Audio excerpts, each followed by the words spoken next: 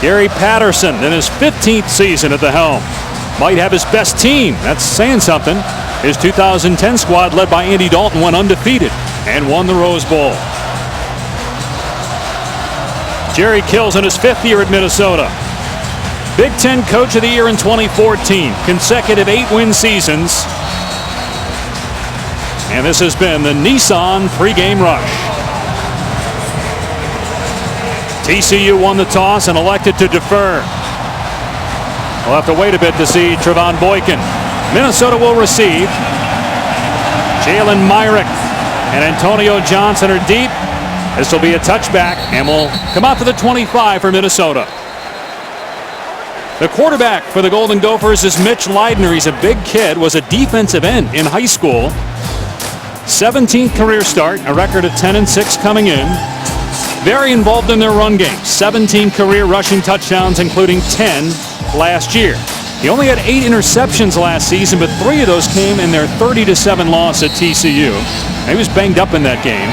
Did not play well, though. He's been waiting a whole year to get another shot at this TCU defense. As you mentioned, he had a banged-up knee, wasn't real mobile, and that takes a lot out of his game. We're up about 30 minutes from the Minnesota campus, and he's going to throw on first down. And the catch is made by 6'10", 270-pound tight end Nate Wozniak. And a gain of a handful. And right off the bat, you see Minnesota coming out, throwing the football, trying to get Mitch Leidner in his comfort zone, get his new tight end. Remember, no Max Williams. He's gone to the NFL. No David Cobb. They've got to find playmakers, and they've been really impressed with Wozniak in camp. Roderick Williams is Cobb's replacement at running back. He'll get the carry here. And he runs into a wall at the 32-yard line, picked up just a couple. Chris Bradley on the stop. So a third down. This will be important here. Try to keep that potent TCU offense on the sideline, keep the chains moving for the Minnesota Gophers. There's been a lot of talk this offseason, the spring and fall, about Minnesota maybe using some no-huddle. This coaching staff will not do it unless they get a first down. If you get a first down, Jerry Kill is interested in exploring some no-huddle on offense. So a third down and 3. And Leidner with time. And it's a first down catch by Eric Carter. Had only 1 catch a year ago, and that was at TCU. And here they go with the hurry up. That first down is critical in any no-huddle system. And it's the quarterback run. Leidner with a big hole. Oh, he could not break the Mike Freeze tackle.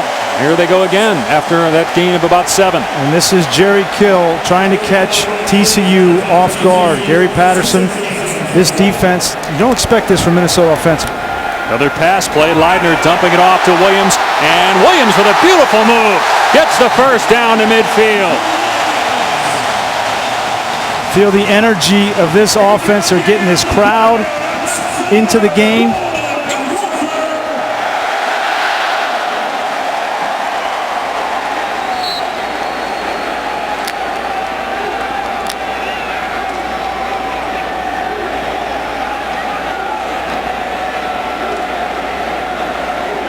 A good start for Minnesota against the number 2 team in college football entering the regular season, TCU.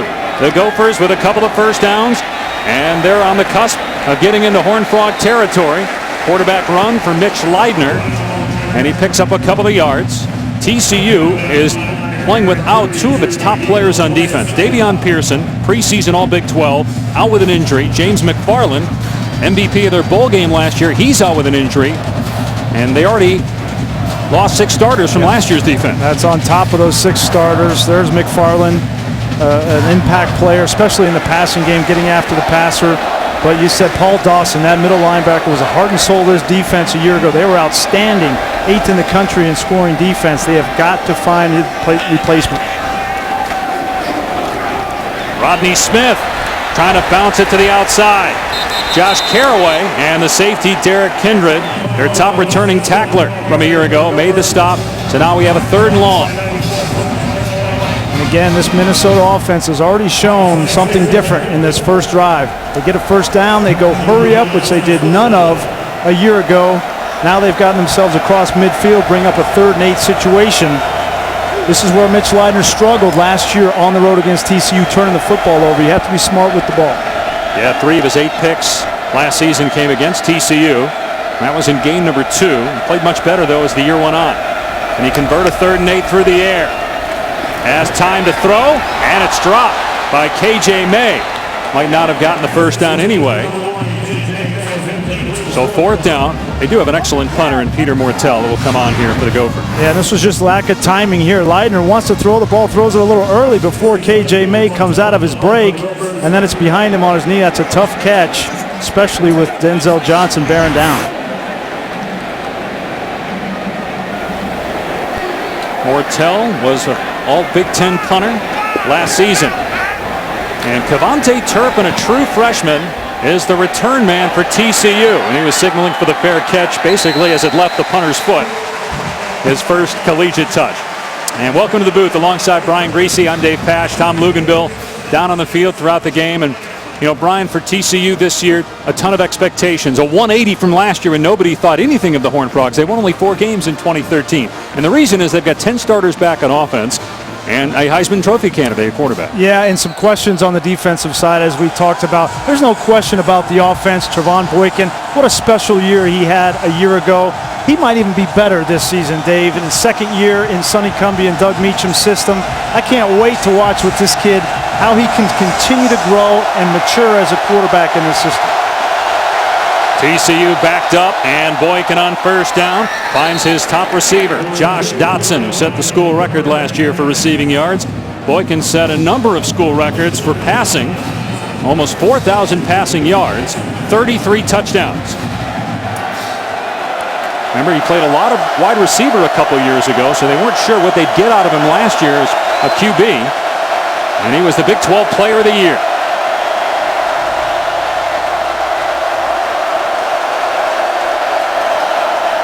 Boykin on the move.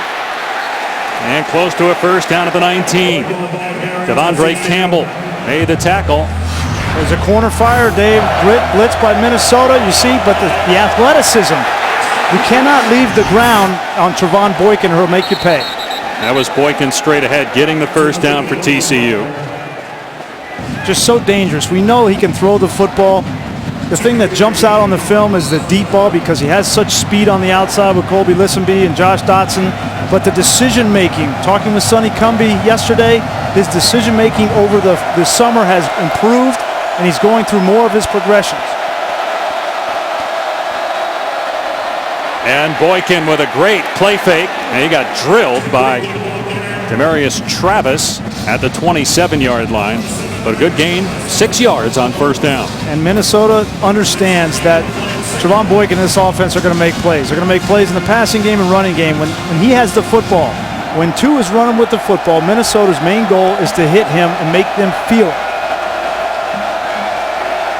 They're going to rotate backs. Aaron Green in the backfield, and he gets to carry. Right at the first down marker, he's tackled by Jack Lynn. TCU wasn't in 3rd down a ton last year, but when they were, seemingly always was 3rd and short. Any team's going to struggle 3rd and 7+, but Boykin especially last year did. This will be 3rd down and inches. Green and Boykin in the backfield. Now Green leaving, so an empty set. Boykin throwing, and the catch is made. A first down near the 40-yard line by Jawan Story, a transfer from Florida. And this is going to be the matchup that Doug Meacham tries to find. Jalen Myrick a year ago struggled against Josh Dotson, 2 fades for touchdowns. This Minnesota secondary is one of the most experienced and excellent secondaries in all of college football. Eric Murray is one of the best corners in college football, and Brian Body Calhoun. But that's not who they're going to throw the ball on. They're going to throw it on Myrick. Another pass play, and Boykin with a long throw to Listenby. Pulled in, being defended by Eric Murray. Close to a first down. Just shy of midfield. Beck Patterson, to your point about the secondary, said that Murray was the best corner they played against last year. 2nd down on a yard, and a penalty flag down. First infraction of the night. A false start by number 81 of the offense. The 5-yard penalty And it's still third down. That's on Story. Got a Big 12 officiating crew. Our replay crew is from the Big 10. We talked about this secondary. You add in Demarius Travis, Antonio Johnson as well. Take a look at those games played. 143 combined games played. They felt like they played TCU pretty good last year in that game. The 5 turnovers was the difference, but defensively, Tracy Claeys felt like they were not overmatched athletically.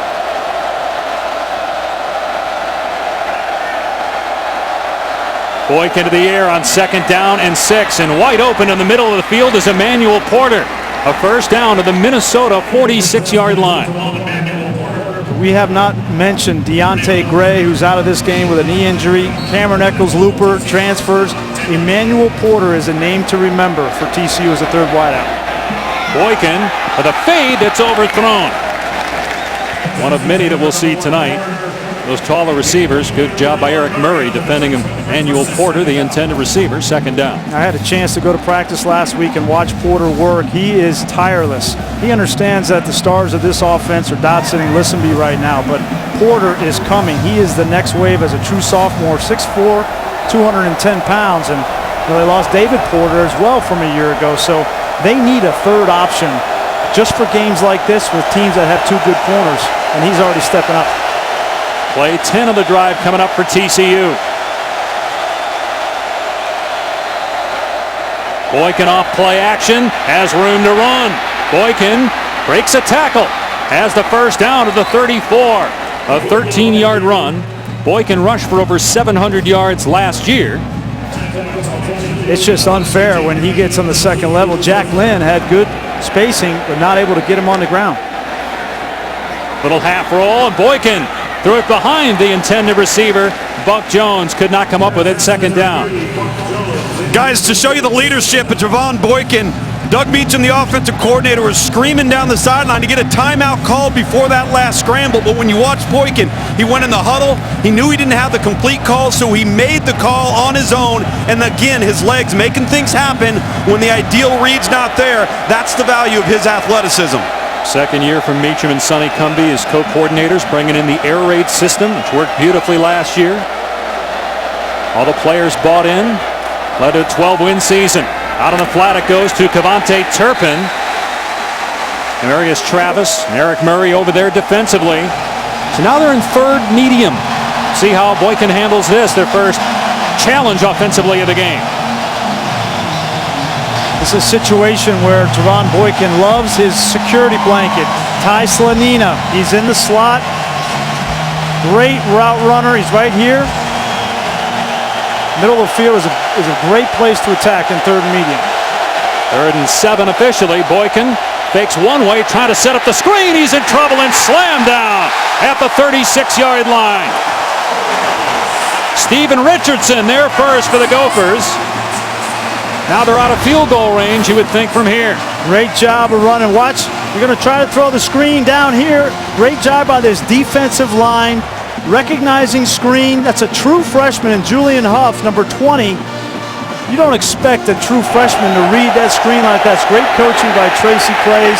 And then the defensive line converging, not allowing Trevon Boykin to get a first down. And I'm surprised here that they're going to try the field goal this early in the game. This is a 53-yard attempt. Now Oberchrome has the leg to do it. We got a timeout. Oberchrome made a 47-yarder last year and a 56-yarder 2 seasons ago.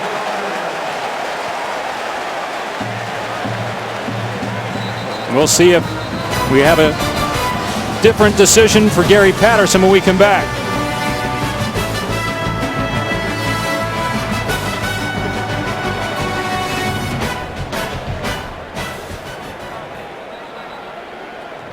Jaden Oberchrome, number 1 among active kickers in the country and made field goals.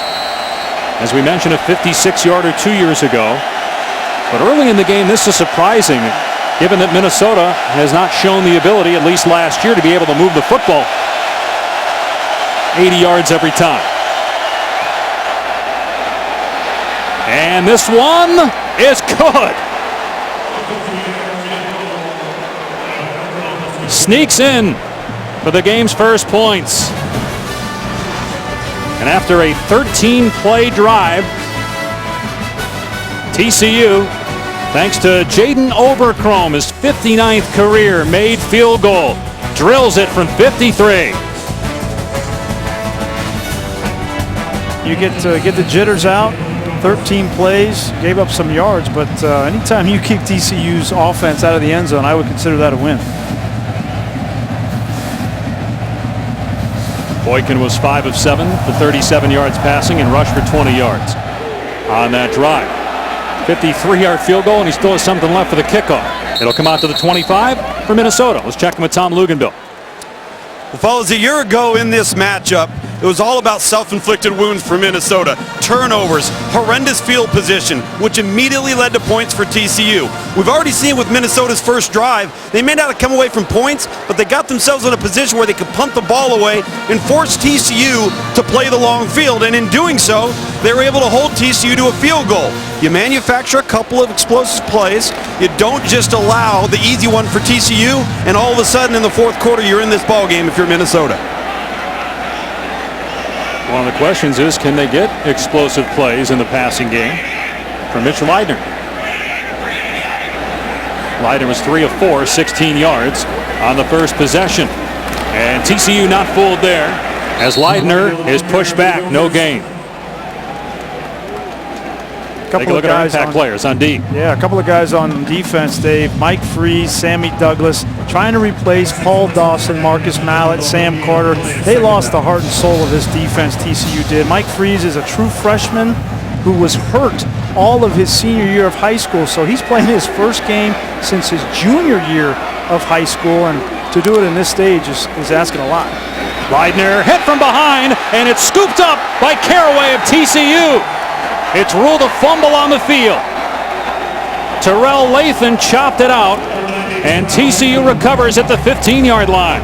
Terrell Lathan went right around the left tackle, Ben Lauer. Great pass rush move. Here he is. He gets up and under. Ben Lauer has been struggling in camp. He had knee surgery in camp, just not able to kick out. Josh Campion, their left tackle from a year ago, was hurt, not playing in this game because of a concussion, and Lauer has moved to left tackle, and Terrell Lathan just took advantage. And this is what happened to Minnesota last year. TCU kept starting in plus territory, got 30 first-half points. First down at the 15-yard line. Green to the 11, stood up there by Jack Lynn. Gain of 4 yards for Green, who rushed for almost 1,000 yards. Played in the Big Ten a few years ago, transferred from Nebraska. They have a stable that they love. Kyle Hicks is another player, 24. Travorce Johnson, you see in the game now. He's their load back in short yardage situations. They love to give him the football. Sean Nixon back there as well. He's a freshman. Missed last season with an injury. Boykin throws, and it's going to be a touchdown. A walk-in score for Josh Dotson. Great design of this play. It's a curl and a flat and then a corner route. They're just trying to clear the field for Josh Dotson. This is an easy read, pitch and catch. If you're Brian Body Calhoun, you have got to be in tighter coverage. It's just too far off right there. Walk-in touchdown without even being touched. 11 touchdown catches last year for Dotson. 2 in the first half of the Minnesota game. Point after from Obercrom makes it 10-0. Well, TCU last year, one of the best teams in the country at taking the ball away. 26 consecutive games now with a takeaway, the longest streak in the country, and Boykin turns the turnover. 10-0, Horned Frogs. And Myrick going to bring it out. The first return for Minnesota. And Myrick undercut down at the 19-yard line. Hey, let's go back and look at the touchdown. I want you to take a look. This is Eric Murray down here. He's 6 feet tall. They're very confident in him playing press man-to-man coverage. Here's Body Calhoun and Dotson. Now, Body Calhoun's only 5'11", and Dotson is 6'3". I think that is what prevented him from playing press coverage. He's worried about the fade route, but he plays so far off. Great adjustment by TCU not to throw the fade, just throw it underneath, make him miss, and get in the end zone. Dotson presents so many problems because of his length his ability to go up and get the football. Now Leidner going to work here on first down. Eric Carter wrapped up at the 24-yard line by Denzel Johnson. A 4-yard gain on first down. Minnesota, you got to get something going here. You got to possess the football. You had a negative play, sack, fumble, and gave up a touchdown. Mitch Leidner, you can't get it all back in one play. He's been very emotional now. You see as Leidner comes out and Streveler's in, the backup quarterback. In these cases, it's a lot of heavy run. And Streveler taking off here. He gets sandwiched at the 26, just a 2-yard pickup. Ty Summers on the tackle. They'll do that from time to time. Matt Linegrover, their offensive coordinator, likes to get Streveler in the game. He's an athlete. He says he makes plays with the ball in his hand. He's not a thrower from the quarterback position, but he is dynamic running the football. They want to get him 8 or 10 touches throughout the game. At least it puts Minnesota in a chance where they can convert here. 3rd down and 3. They've got to be in 3rd down and short.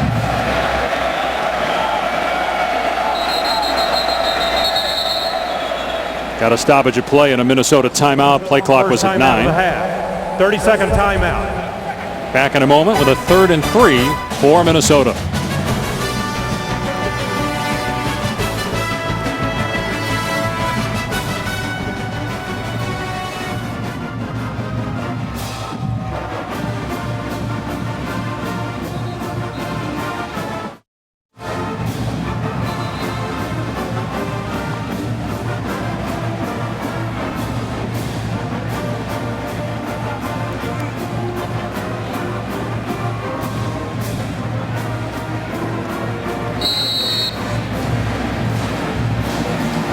Mitch Leidner grew up 30 minutes from the Minnesota campus. Younger brother is a walk-on center.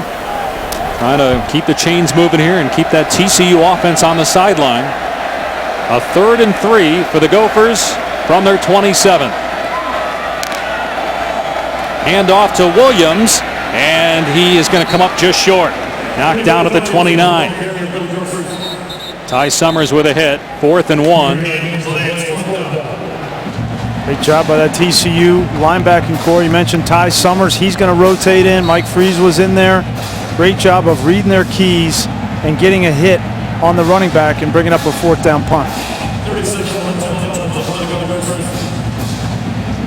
Nobody knew how these linebackers were going to respond. I was at practice a week ago, and Gary Patterson is as animated as I've ever seen him coaching those linebackers, and he's got to be happy with the way they played here in the first quarter. And again, no Davion Pearson, no James McFarland, 2 of their most talented defensive linemen.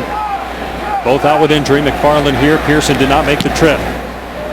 Mortel, an excellent punter, gets off a good one. Turpin slips a tackle. And then brought down at the 28-yard line. TCU's offense back on the field. 15th season for Gary Patterson. This might be his best team. That's saying something. In 2010, they were undefeated, 13-0 with Andy Dalton at quarterback. And they beat Wisconsin in the Rose Bowl. Well, we know Gary Patterson's always been involved on the defensive side. But watching him last week, like I said, he's been more involved than I'd ever seen, especially with Mike Freeze, a true freshman at linebacker. He knows the weighty expectations of being the #2 ranked team in the country, and his defense so young. Boykin on first down. Everybody covered. And now Boykin throws, and it's caught by Dotson for a first down. And apparently he was not over the line. On the tackle. You always have to stick to your man. We were talking about that with Minnesota defensively. It's almost you can't come off against Boykin because he's going to throw the ball down the field on your man that you came off of. So it's one of the most, if not the most difficult player in all of college football to defend. First down to the 40-yard line. After that 13-yard pickup, Boykin going the other way. Excellent play by Demarius. Was the ball down? They're going to rule that forward progress was stopped at the 40-yard line. Ace Rodgers in coverage that time on Desmond White. Made an excellent play to bring down the receiver for no gain. Yeah, great read by Ace Rodgers. He's going to throw him down. Does that ball come out? It does come out. Before the elbow was down, the question is, was his right knee down? Well, and they ruled forward progress was stopped at the 40-yard line. Boy, They snap it. Boykin throwing a deep ball. And it's incomplete. Because forward progress was ruled to have stopped, it is not a reviewable play, and that's why the officials did not stop action. You go back, he's at the 40-yard line, then he's at the 38, 37. I don't know. I don't think forward progress was stopped. I wouldn't have stopped forward progress there. The rule, the officials try not to have that forward progress too soon, just in that case if the ball comes out. So it's 3rd down and 10. TCU left out of the college football playoff a year ago. A national title contender perhaps this year as Boykin airs it out. Overthrown. Going for Dotson, and a flag thrown in late. Penalty marker thrown at the 45-yard line of TCU. Well, that's Joey Hunt, the center, who was more than 3 yards downfield when that ball came out. I think he thought that Trevon Boykin was going to run, so he went downfield to block, and then the pass was thrown. There is no foul for an eligible receiver downfield. It's 4th down. So TCU will punt the football, no flag. 2:15 remaining in the first, and TCU on top 10-zip. Good stop by this Minnesota defense. You know, they've been put in a bad spot early in this game. Get a stop when they needed it most. Ethan Perry had 12 punts last year, more than 50 yards. He'll boot it deep to Craig James. And it's a low liner, and it takes a TCU bounce out near the 10. They'll spot it at the 11 for Minnesota. Take a look at this week's college football rankings, brought to you by Goodyear. The AP Top 10. Top-ranked Ohio State at Virginia Tech Monday night on ESPN. Alabama, Wisconsin on ABC Saturday.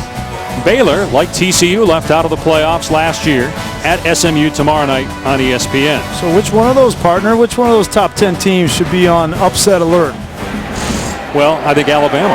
Yeah. Against Wisconsin. Joel Stabby has been up and down, but we've seen him play well at times. Absolutely. In the Wisconsin games we've done. They have a good backing core. Clement.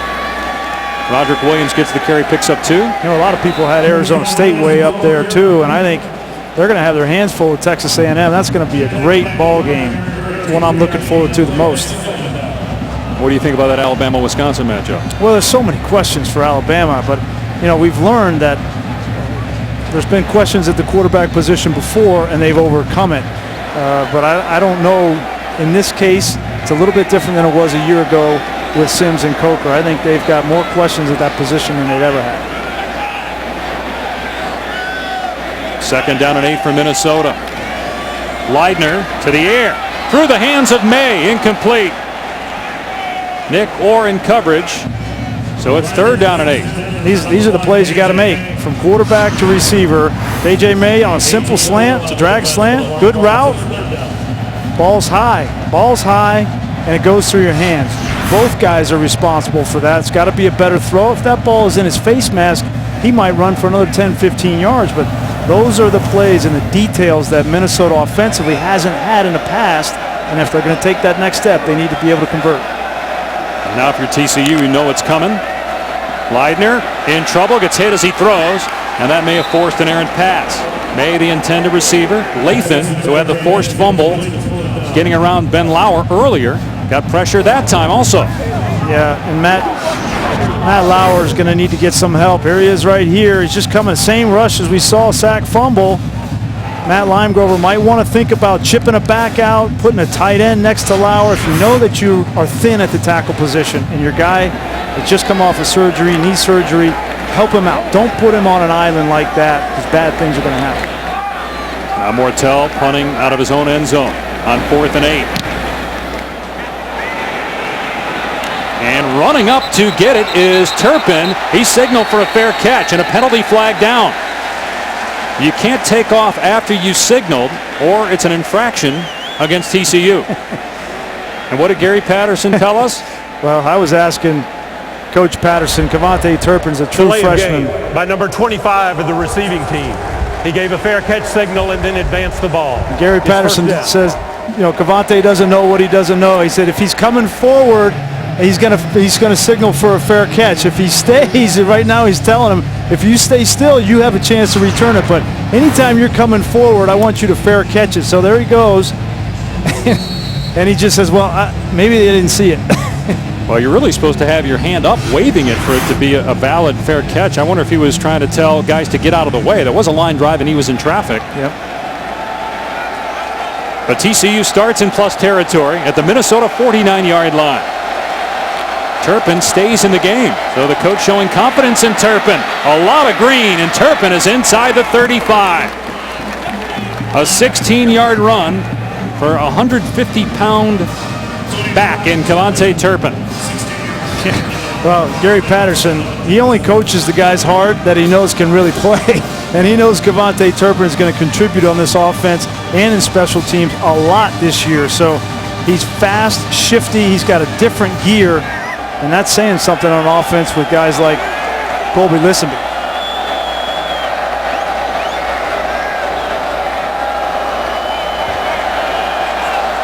Play clock is down to 5. Option, Boykin keeping inside the 30 and slammed down at the 25 by Ace Rogers, a couple of yards short of a first down. Dave Bryan, you hear him talk about Turpin. He's undersized, not very big, but he can flat out run. He's got great quickness. That just epitomizes their entire recruiting structure at TCU. They're not worried about finished products or college-ready guys. They're ready about guys that fit their program, fit their mold. They'll put them in the weight room and feed them. The rest, as you can see with Turpin, is pretty special. They got to feed him a lot. He's at 152. But he's got some wheel. Knocked down at the line of scrimmage by Antonio Johnson. So when we start the second quarter, a 3rd down and 2 for TCU. The Horned Frogs had a long drive that stalled, and then Overcrome nailed a 53-yard field goal. Their touchdown came after a Minnesota turnover. And it's 10-0. Number 2 TCU leading on the road after a quarter.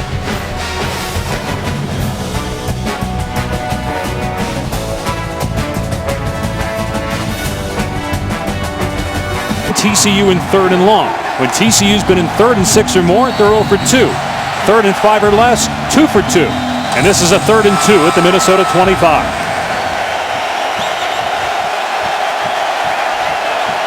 Boykin a touchdown pass in the first quarter. He'll hand it off to Green, who's got the first down.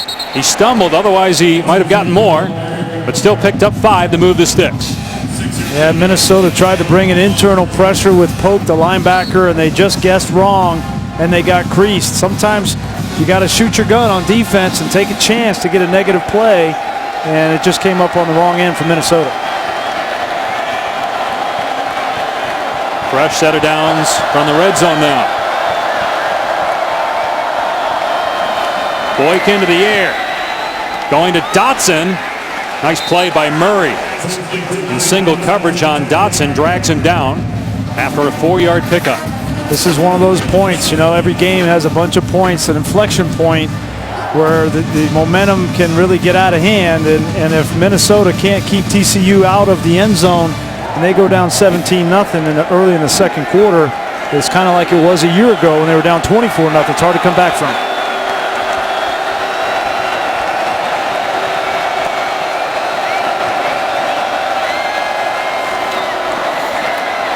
Nixon gets the call on 2nd and 6. He stopped at the 13 by Antonio Johnson. Another 3rd and short for TCU. Jaden Overcrome made a 53-yard field goal. Trevon Boykin with a touchdown pass. On a hot, humid night here in Minneapolis, Dave Pasch, Brian Griese, Tom Luganville. TCU ranked number 2 in the country after getting left out of the first college football playoff last year. They trounced Ole Miss in the Peach Bowl, won 12 games, returned 10 starters on offense, lost most everybody on defense, including a couple of guys hurt tonight. But so far they haven't surrendered any points, and they're looking to add to a 10-0 lead right now. Green, nowhere to go. Finds a running lane and fumbled the ball. And Murray was there for Minnesota, and the Gophers have it. Antonio Johnson with the recovery. I think that was Eric Murray who came up from his corner position and forced that fumble and then recovered it. Great corners don't just make plays in a passing game. They come up and they are physical against the rush, and Eric Murray can do all of it.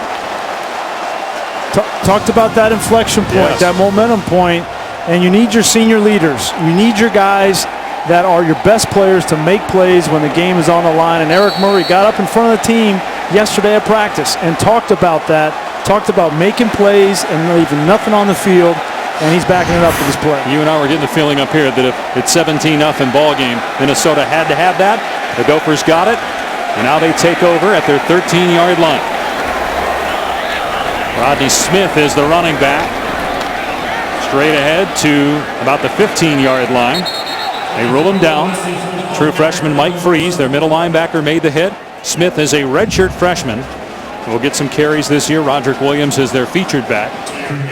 2nd and 8. Well, and Mike Freeze continues with every single snap that he takes. He's getting more and more comfortable. He has this. He has the talent. 6'3", 220 pounds. He's a converted safety, so we know he can run. He's faster than Paul Dawson. Problem is that, you know, he's playing the game in his head right now, so he's probably not playing as fast as he could, but certainly holding his own. Off play action. Leidner on 2nd down, going deep and overthrew it. Going into double coverage, trying for true freshman Rashad Still. Brian, you talked about being at TCU's practice and how Gary Patterson was coaching these linebackers hard. Really, in particular, coaching the true freshman Mike Freeze hard. But as you watched him on the sideline, he's coaching him in an entirely different manner.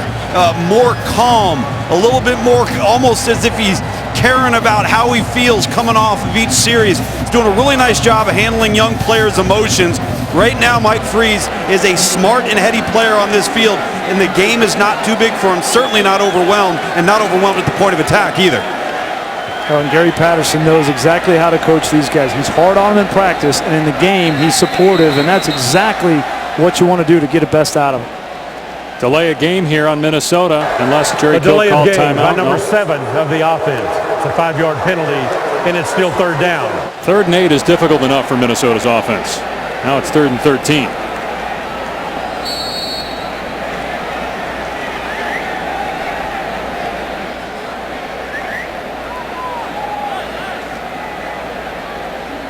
How many times do we say it in these situations? You got to be smart, and you just got you got to turn over a little bit of momentum. And you got to handle the position of quarterback, and a lot of that is being aware of the clock and not throwing the ball over in these situations. They're just going to run the ball here on 3rd down and 13. And Smith gets a chunk of it back out to the 16-yard line. Fans don't like that, but hard to blame offensive coordinator Matt Linegrover in that situation. 4th down, and Minnesota will punt. They have an excellent punter. Mortel had 21 kicks and more than 50 yards last year. We'll try to boom one here. And again, you got a true freshman returning punts. He's already made one mistake in Cavante Turpin. But if he catches it, look out, because he's special. Another guy that with every single rep and with every touch of the ball is going to continue to get confidence. And Gary Patterson doesn't have the luxury of bringing these guys along slowly. They got the talent. He's going to put them out there.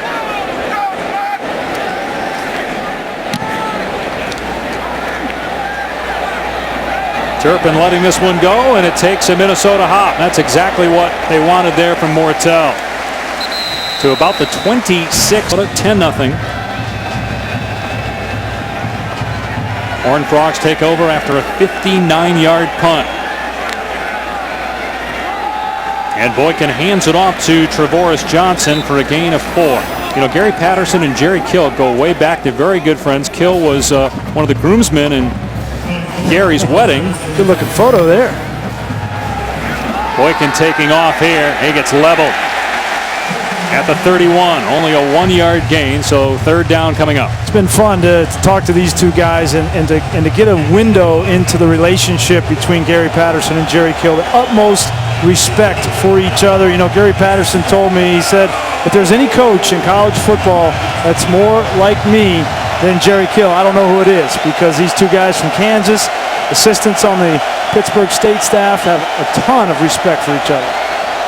Boykin hit as he pitches it. Ball is on the ground, but scooped up by Nixon, and then he's brought down by Cody Pope. And Boykin a little shaken up. Took him some time to get off the ground. Minnesota forces a punt. Again, true freshman Julian Huff, 5'11", 220 pounds, off the edge. Here he is. He's just going to come up the field. His responsibility is the quarterback and the quarterback only. He goes after Trevon Boykin and then finished up by Pope. Great defensive play on the option by Minnesota. And a penalty marker down. Again, that shows you that the weapon that Peter Mortel is the punter for Minnesota, right? You get that 59-yard kick, so you flip the field. A false start by 81 of the offense. A 5-yard penalty, and it's still 4th down. You get a 3 and out, get some momentum, and now you're forcing Elliot Perry after that penalty to kick it from around his 10-yard line. Or Ethan Perry, excuse me. Some sort of return in this situation would be huge. Not a good kick. Out of bounds around the 40-yard line.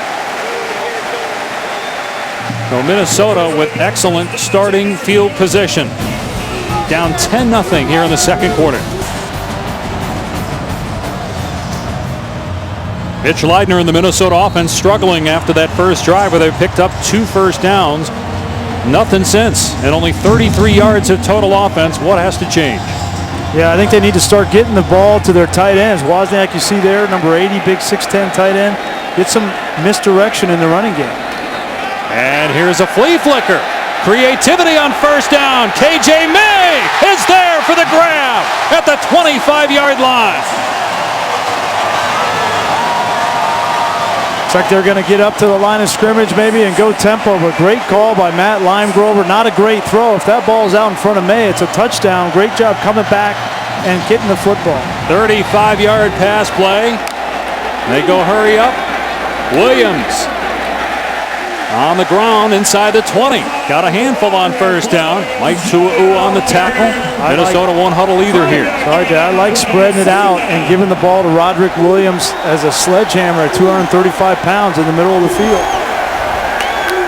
On 2nd and 5. Williams again got a crease. Inside the 15 down to the 11. He got 8 yards, another first down, and here they go again. Low to the ground with Roderick Williams. Now that you've run it 3 times, play action can have its effect. They pound it with Williams, and he pushes the pile down to the 7-yard line. And a 235-pound running back, Roderick Williams, replacing David Cobb, who rushed for a school record 1,600 yards last year. They're feeding him here in the red zone. People forget he was the starting running back 2 years ago before Cobb, and then got hurt, lost his job. Williams again, and he fumbled the ball into the end zone. It's recovered by TCU and a touchback. The question is, was it recovered while he was out of bounds? Was it recovered in the end zone for TCU? Had to have possession by Nick Orr. in the end zone. That's exactly right. Derek Kindred, the safety, came up and put his shoulder on the ball.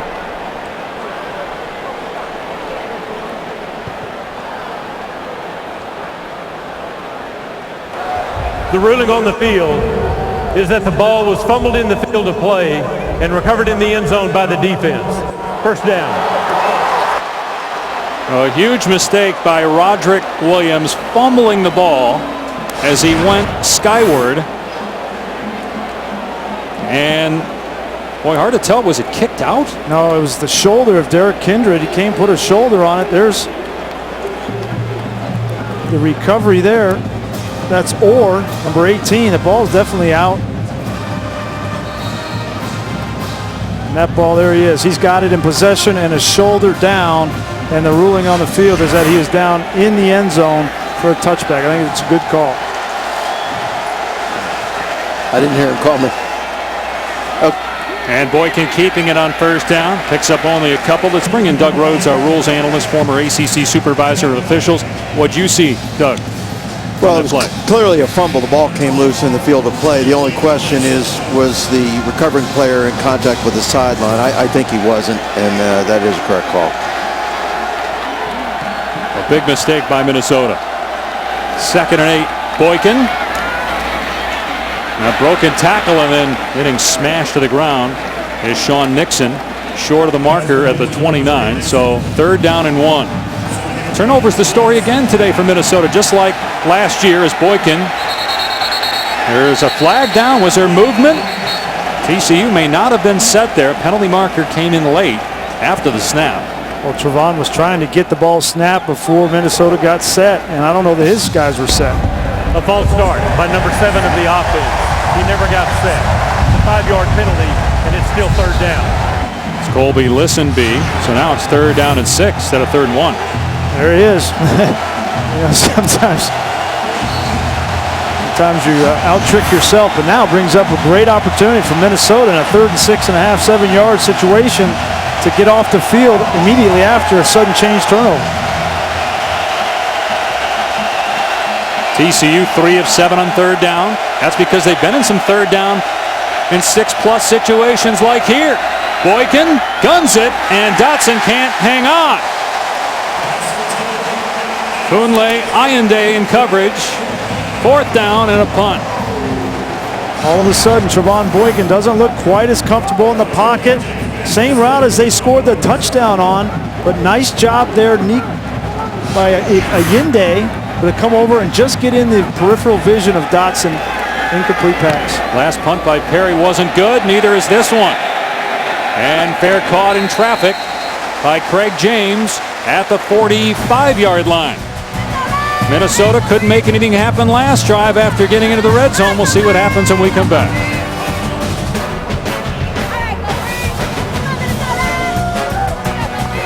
And the fumble by Roderick Williams inside the 5 on the last possession. Rodney Smith is in the game now at running back. May have been his turn anyway. They've been rotating the 2 backs throughout the game. Great starting field position. Leidner to throw on 1st and 10.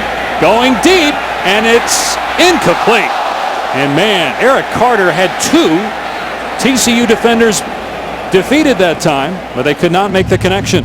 That ball came out weird because look at Derek Kindred. Derek Kindred tried to play the ball as well, and he misjudged it.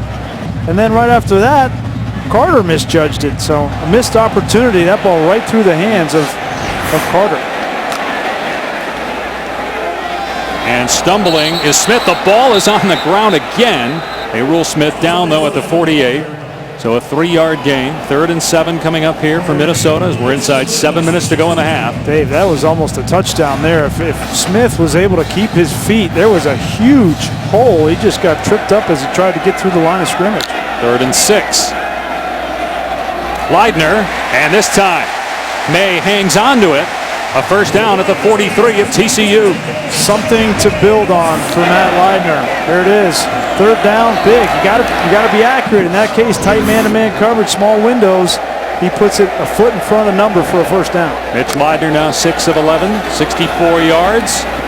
As Rodney Smith carries and ran into a teammate, one of his offensive linemen, and gets about 3 on the play. Couple new tackles, Dave. We talked about Ben Lauer at left tackle and that knee surgery. They have put Piercig. They've moved him over from right tackle and put Foster Bush in at right tackle. Another run play in a huge hole. Ankle tackle on Smith by Kenny Iloka. A 9-yard run to the 31, and now Minnesota speeding things up. The offensive line starting to get to the 2nd level. You see right there, Connor Mays, 55, gets on Ty Summers. If this offensive line can get to the 2nd level, they can run the football. Smith again. The biggest defensive lineman for TCU is Davion Pearson. He's their only 300-pounder, and he's out tonight with an injury, so a clear size advantage for Minnesota up front. Now they're hammering it between the tackles. Got 6 yards there, 2nd down and 4. Leidner with time. Incomplete. Intended for Melvin Holland. Nick Orr in coverage. 3rd down. This is a route by a freshman. You know, as a true freshman, Holland. Got to catch the ball, right? He was running with him and bumped him, but that's not exactly a spiral coming out of there, Coach.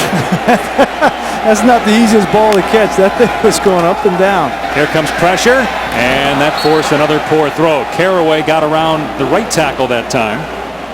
And so now it is 4th down. What do? You got 3 points here. Yeah, I think you need points. And as lopsided as the first quarter was, this is still a 10-point game. It could be a 3-point game, but you got to get it to a 1-possession game right here before half.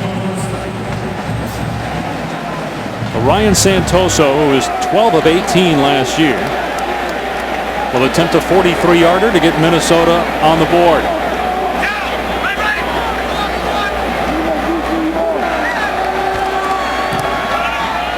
And the kick is good. Well, Minnesota finally on the board and within a score, 10-3 TCU.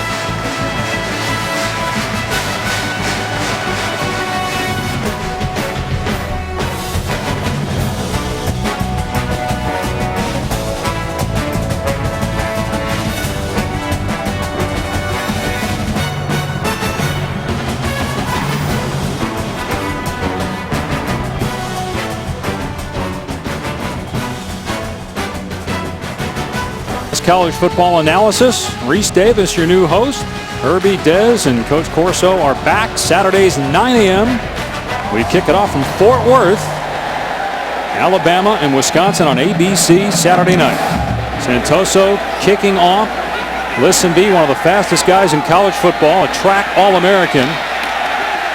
But they had him pinned on that sideline, and he could not make it past the 20-yard line. Ace Rodgers down there for Minnesota. TCU's offense, last handful of drives, not been able to move the ball. What's Minnesota doing to keep the Horned Frogs in check offensively? Well, I think it's a couple of things. TCU was running the ball really effectively on the previous drives. They've gotten away from that and tried to throw the football. Dotson had an incomplete pass on a third down, and then they had an option play, which was very well defensed by Minnesota on the perimeter. So Minnesota's guys on defense have started to make some plays, and Julian Huff, the true freshman, is back in there, number 20. He's been an X factor so far in this game. They're getting TCU also in third and long situations, and Boykin is 0 for 3 passing on third down. And a throw on first down. No, he won't. Runs out of play, pushed out by Campbell at the 26-yard line, a 7-yard run for Trevon Boykin, a senior, 5th-year player from Dallas, the reigning Big 12 Player of the Year. The only time a TCU player has won the Heisman, Davey O'Brien, back in 1938. Boykin finished 4th in voting last year, was not invited to New York, though, and certainly one of the favorites going into the 2015 regular season. On 2nd and 3, quick toss there, finds Dotson for a first down at the 35. See the arm angle and delivery from Trevon Boykin. He's very creative in the pocket. One of the things I jumped out at me studying his film, he doesn't have to have his feet set all the time to throw the football. In a lot of cases, you'd say a quarterback, that's not a good thing, but he's such a great athlete that he can keep his body in position and deliver that football accurately without having his feet set on every single throw.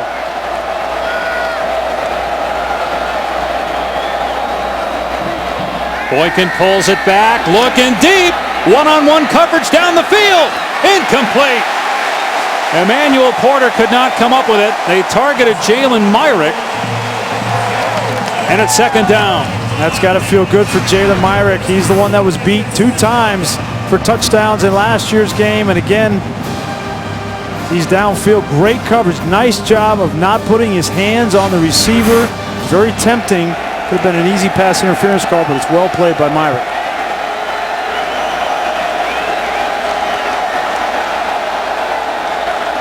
The only touchdown in this game coming off a turnover inside Minnesota's 20. Green with a huge lane to midfield for 15 yards. Nobody in the middle of the defense that time for Minnesota. Minnesota's moving a lot up front on defense. Take a look, they're slanting away. The guy gets up on the linebacker. There's just nowhere for Minnesota to get that guy on the ground. Another good run by Green. Antonio Johnson gets him to the ground, but after 9 yards. This is what TCU was doing so well in the first quarter, and now they're back to running the ball in between the tackles and forcing Minnesota to come up and tackle.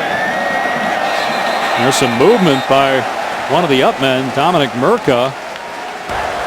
A false start by 84 of the offense. It's a 5-yard penalty, and it's still 2nd down. 2nd and 6 after the flag. He's right here. He hadn't played a whole lot. He got a lot of snaps on national TV at night on the road. Had a little antsy, came up out of his stance. You're saying I shouldn't have circled him right there? I think everybody saw it anyway. I saw it from up here live. Now that's saying something. You see. 2nd and 6. Out of an empty set. Boykin pumps and now lobs it into traffic. Intended for Desmond White. Ace Rodgers in coverage. So here we go. 3rd and 6 plus. Boykin 0 for 3 passing in these situations. Chance for Minnesota to get the ball back. 3:21 on the clock in the half. Mass substitutions for Minnesota defensively. They're going to take Devondre Campbell, probably their best linebacker, and line him up in a rush position. Number 26.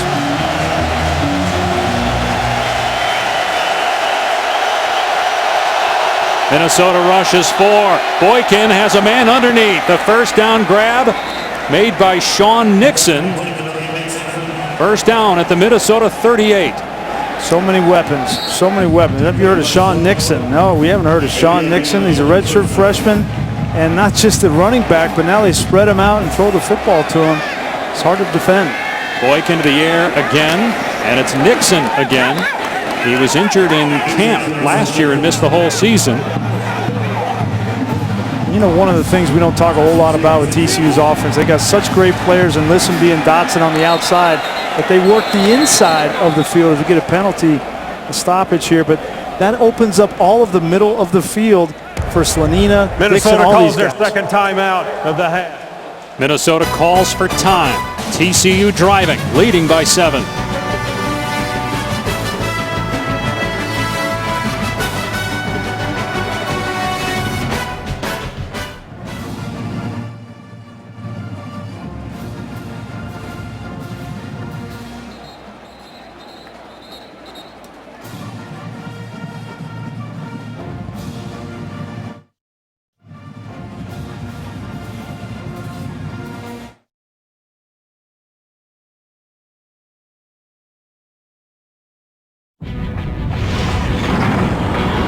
ESPN, home of the college football playoff.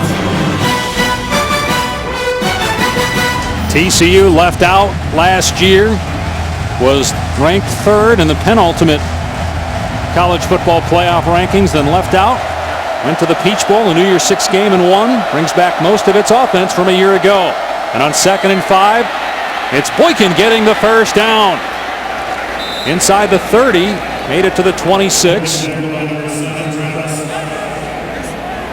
That was a great example. They love these wide splits. Dotson and Listenby. Look how far they are towards the sideline. You get a wide view here. Dotson, he's almost on the sideline with the coaching staff. Listenby at the top of the screen.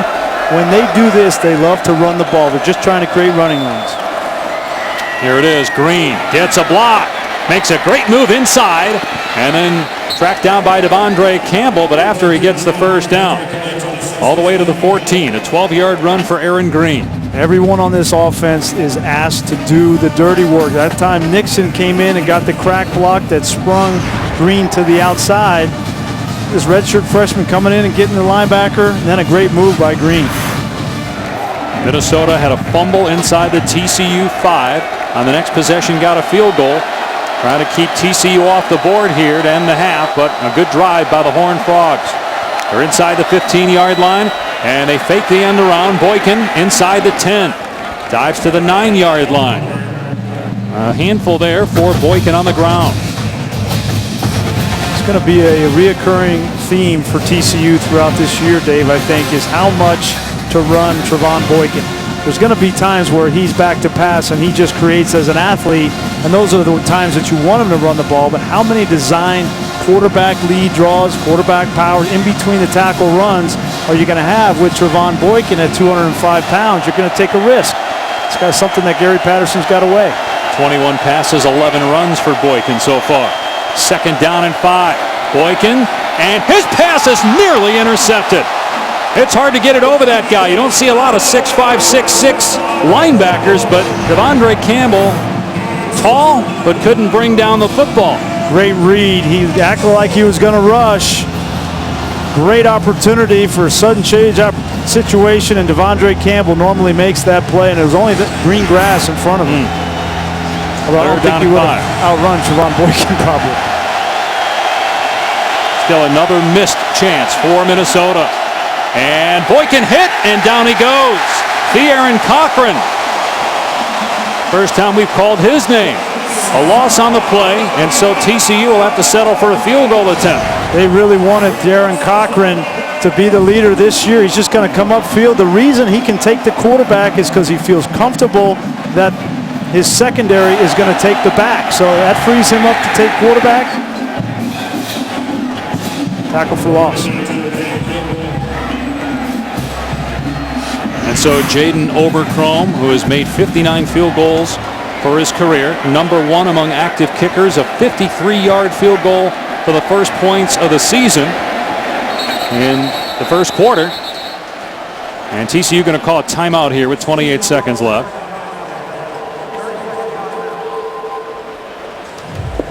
I would have told you that this Minnesota defense would hold TCU to 10 points, maybe 13 after this in the first half of this game.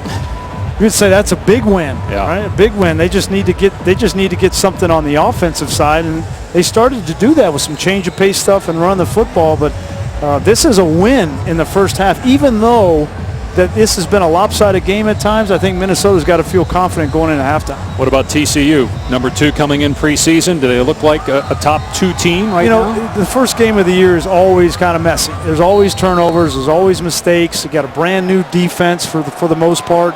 I think whatever it looks like in the first half, you live with it. And then you come out in the second half, I think TCU will make some adjustments and probably play a lot better. Oberchrome with a 29-yard attempt, and now Minnesota will call the timeout.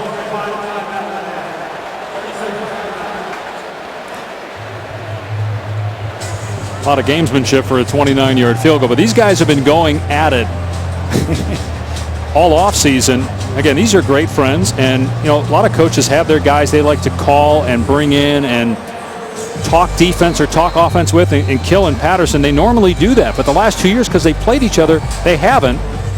And when Minnesota had its spring game, he was watching it, and Patterson called Kill and said, who are all these guys that are on the field? But Minnesota didn't play any of its starters in the spring game. No one he was going to watch it. He thought Jerry Kill was trying to fool him, but Jerry was just trying to keep his guys healthy. They don't have to put the depth charts out for the first game until 2 days before. Oberchrome's kick hits the upright, and it's no good. The freeze worked. Gamesmanship works. Don't tell Jerry Kill. He will not surrender an inch.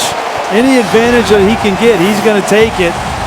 It looked like Oberchrome, looked like the hold was a little bit squirrely there. They didn't get the laces out. Sometimes that can affect the kicker. Just hooked it. Makes a 53-yarder, misses a 29-yarder.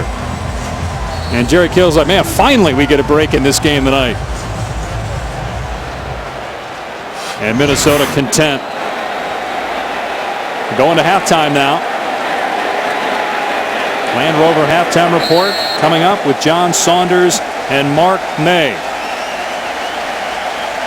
Mayday looking good there. He's going to talk about run the ball.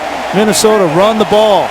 Also going to talk about the new coach at Michigan and the Battle of the Carolinas. That's coming up on the Land Rover halftime report.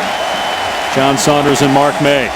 So TCU with a missed field goal at the end of the half, and then Minnesota with a fumble inside the TCU 5, as it looked like Roderick Williams was going to go in to score. TCU turned it over inside the 15 and then had a missed field goal from 29 yards away to end the half. Listenby, the return man, he runs it out, and he's out to the 20-yard line. Let's bring in Tom Luganville. Well, Brian, to add to your comments in relationship to this offense and Trevon Boykin, you take a look at the pass chart here. No completions over 15 yards. Now, I'm going to take that another level. There's been only a couple of attempts that have been between the 5-yard and the 15-yard mark. Everything's underneath 5 to 8 yards. So when you're playing great defense and you're tackling, you're keeping the ball in front of you, you put so much pressure on that offense, takes them out of rhythm, and they've limited the run game. Keep those explosive plays away, and Minnesota's got a chance. They got TCU in 3rd and long a lot in that first half. That's what you have to do to have a shot. First down on the 24-yard line. And they get a chunk. Aaron Green brought down by Hank Ekpe. As good as Minnesota has played defensively, we know that one false assignment, one missed tackle, this offense can get on a roll and get explosive in a hurry. They have got to play all 60 minutes of this game. TCU was 5th in total offense, number 2 in scoring behind Baylor last year. Basically everybody back in offense. Boykin gets drilled low, and he still completes the pass for a first down to Desmond White. It was Julian Huff again that hit the quarterback. Well, Julian Huff's only 5'11", 220 pounds. He goes right under the left tackle. That's Vaitai. Vaitai's 6'6", 315 pounds, and Huff just had leverage and went right under it.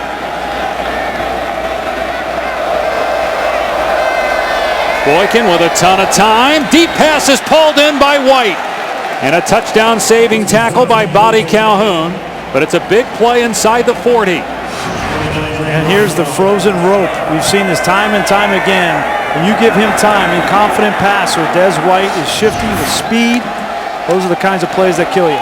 Green on the run. After a 26-yard pass play, about 7 on the ground. Up on the stop. But what's consistent? What's consistent with Trevone Boykin? When he has time and space in the pocket, he is deadly. When you get pressure in his face, you hit him, he's not as accurate. So that's the biggest difference with this TCU offense. And there's been a million defenses that have tried to get to Trevone Boykin, but the problem is you're in man coverage on the back end. He gets it out so quickly. 2nd and 5. Play action. Boykin in trouble and showed some arm strength there. A sliding catch by Dotson. He'll come up short of the first down. They still get positive yardage. A heck of a play by Boykin there. He doesn't give up on any play. He's such a great athlete. He thinks he can make every throw and make every guy miss, and it's hard to argue with that. Ekpe had pressure that time, so it's a 3rd down and a yard.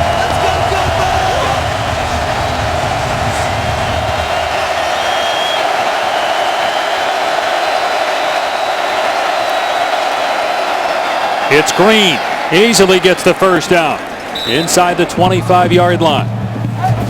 One of the best things TCU's done in this game is run between the tackles. It has a lot to do with those 4 senior offensive linemen up front, moving the line of scrimmage. Green again. Gain of 5. Now they're getting chunks on the ground. We don't talk a lot about Joey Hunt, their senior center, number 55. He's one of the best in all of college football. He makes all the calls up front, gets the run game organized, protections in the passing game. He's been outstanding so far in this game, getting to the 2nd level on linebackers. You made the point during the week that their offensive line is the most underrated part of their team as Boykin throws it away. Trying to hit Nixon, but there was pressure in the backfield. There's Julian Huff back there again, Ekpe as well. So you got a 3rd and 5 for TCU. Well, and this is the area of the field where, you know, getting a pass rush, Julian Huff, there he is, off the edge against Vaitai. Take a look at the size difference right here. 6'6" against 5'11". One's a senior, one's a freshman. It doesn't get any bigger than that. See if he can get to the quarterback. 3rd and 5. Boykin has the first down and has a touchdown. Trevone Boykin with a 19-yard run. Great play call by Doug Meacham. Realizing he's having trouble protecting his quarterback. He's getting hit. Let's just option away from Huff. Get a block by Dotson, a missed tackle by Murray. You get number 2 on the edge in grass, and he's going to make you pay. Their best drive of the game by far. Their only other touchdown came on a turnover by Minnesota inside its own 20-yard line. A 9-play, 76-yard drive. And the point after makes it 17-3 TCU.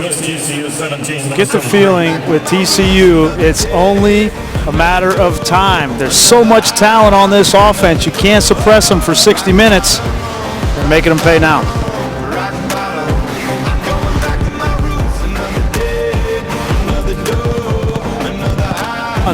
I miss my old partner. We used to do college football Thursday nights. May Day is down on the field now, and Van Pelt and I missed that. But that's going to be fun to watch Van Pelt with the Sports Center. And the kickoff will result in a touchback. Minnesota will start on its 25. All right, Dave, we talked about the big uglies up front. We talked about Joey Hunt. Let's take a look on that touchdown run. Give some credit to the big guys. He's going to come up on the second level, gets a block on the Mike linebacker. Look what that does for Trevon Boykin. It seals off. Now, in the second level, there's Eric Murray. That's Eric Murray's play to make. And if you don't make it on the outside, it's a touchdown. Great blocking up front and a missed tackle. That's what Minnesota avoided in the first half. And unfortunately, it came back to bite them on the first drive. And Boykin responsible for 42 touchdowns a year ago. 2 tonight, 1 through the air, 1 on the ground.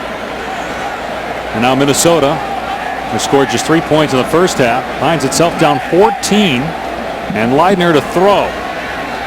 He's in trouble, but keeps his feet and picks up a good chunk. About 6 on first down. Spring and top.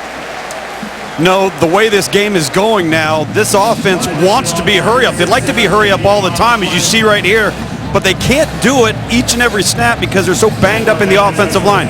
And that's coming directly from Jerry Kill. They'd go no huddle the rest of this game if they were healthy up front. Here's Williams, and he is drilled. Big hit by Ty Summers. Terrell Lathan there as well. Well, they do have Persigan at left tackle, so Lauer, who's been struggling with that knee, is out. So they've got the guys up front that are at least healthy.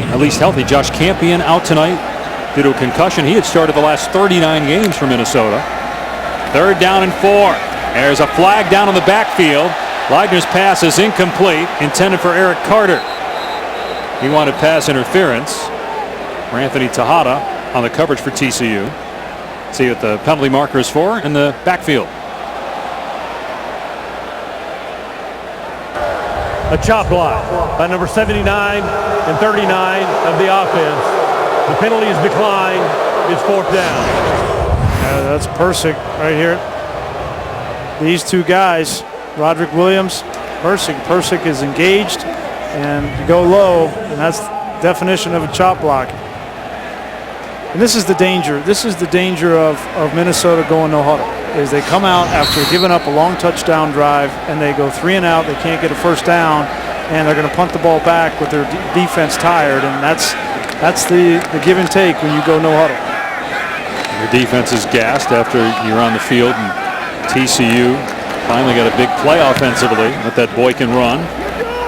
And Mortel, normally very good, but that was not a good punt. And so TCU is going to start near its 30-yard line.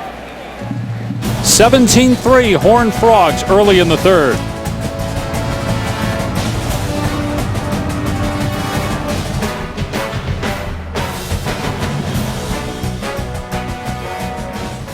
Complaint, I guess, on first down. Here's Sean Nixon breaking a tackle and then wrapped up by Murray near the first down at the 37-yard line. Trevon Boykin, a touchdown pass, a touchdown run. He's thrown for 142 yards in this game. Here's Nixon again. You talked about their depth, and Nixon getting a lot of touches in this game. Redshirt freshman from Austin. They'll just cycle them in. They've got so much speed in recruiting, and Nixon is one of them. Des White, another. Cavante Turpin. You're going to see a lot of those guys. Boykin, big hole again. And Boykin gets to the 44-yard line. Minnesota needs a negative play at some point or a turnover. Got the takeaway here at the end of the first half. Well, we talk about pace. We talk about pace and how it affects defensive linemen in particular, and you're starting to see that these defensive linemen are gassed. Boykin going downtown. And what a beautiful catch by Listenby inside the 10. My goodness, what a grab. He had Jalen Myrick all over him, had to adjust to the ball, and made the grab for 37 yards. Listenby is one of those receivers. See if he gets that ball. Looked like it may have touched the ground. But TCU got up there and snapped the ball. I think that was an incomplete pass, and getting up and snapping that football, they avoided. Watch the nose of the ball. Yeah, that thing was not possessed. No. There's a flag down because TCU wasn't set. If Jerry Kill doesn't call timeout to challenge, or if the replay official doesn't signal to Cooper Castleberry, the referee, that they want to look at it, TCU is going to get up there and try to snap it, which they did. And there you can see a good shot of it. The ball touching the ground. Which you can do as long as you possess it, but it moved. Prior to the snap, Minnesota called their first timeout. So they did. They were able to call the timeout to challenge the ruling on the field. Well, that's heads up there, too, by Jerry Kill, because that was close. I mean, TCU was it's up on the line of timeout. scrimmage, and they snapped that football. Let's take another look at this. Like you said, that ball is on the back of his hand. You can see that he's not controlling that ball. So let's bring in Doug Rhodes, our rules analyst, former ACC supervisor of officials, who's here with us in the booth. Yeah, that's going to have to be incomplete. A catch is a process. Possess the ball, control the ball, and if going to the ground, maintain control of the ball. And in this case here, he doesn't complete that process. The ball is loose at the very end, touches the ground. That was a heck of an effort, though. Oh, gosh. I mean, to contort your body like that, just watch and listen to me over the last year and a little bit in practice. He works on that a lot in practice, and going over his back shoulder, twisting his body in the air to make those acrobatic catches, and almost had it. The ruling on the field was a catch.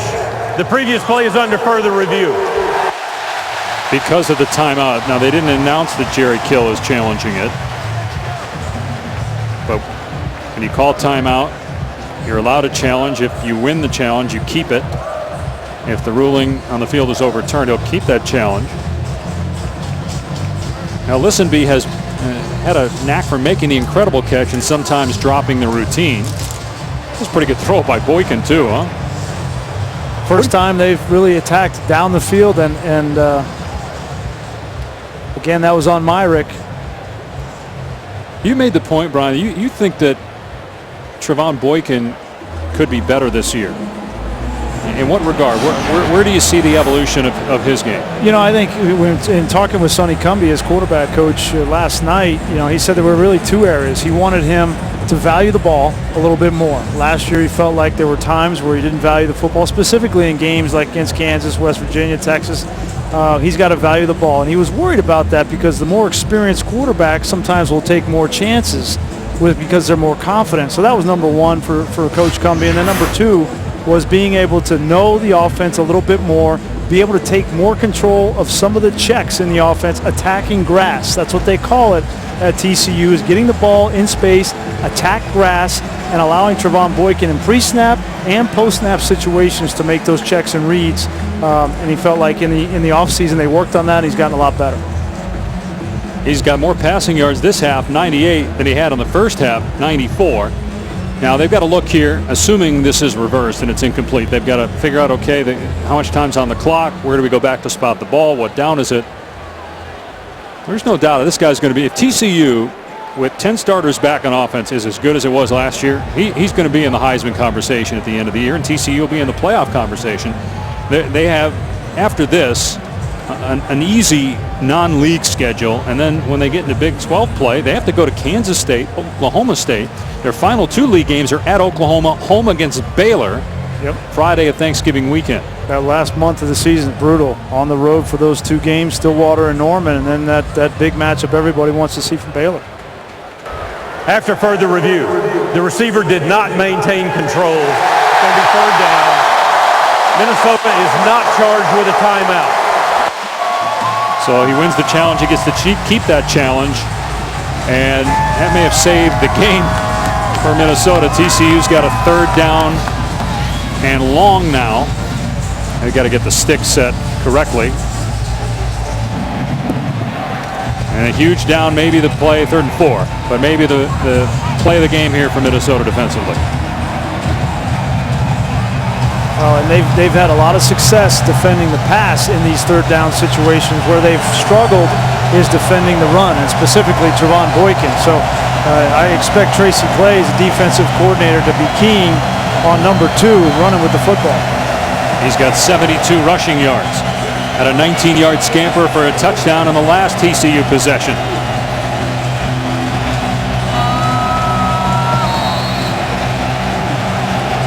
sellout crowd here at TCF Bank Stadium, the first in 2 decades at a Minnesota home game. Used to play their games at the Metrodome before moving here almost 10 years ago. 3rd and 4 for TCU. And Boykin will throw.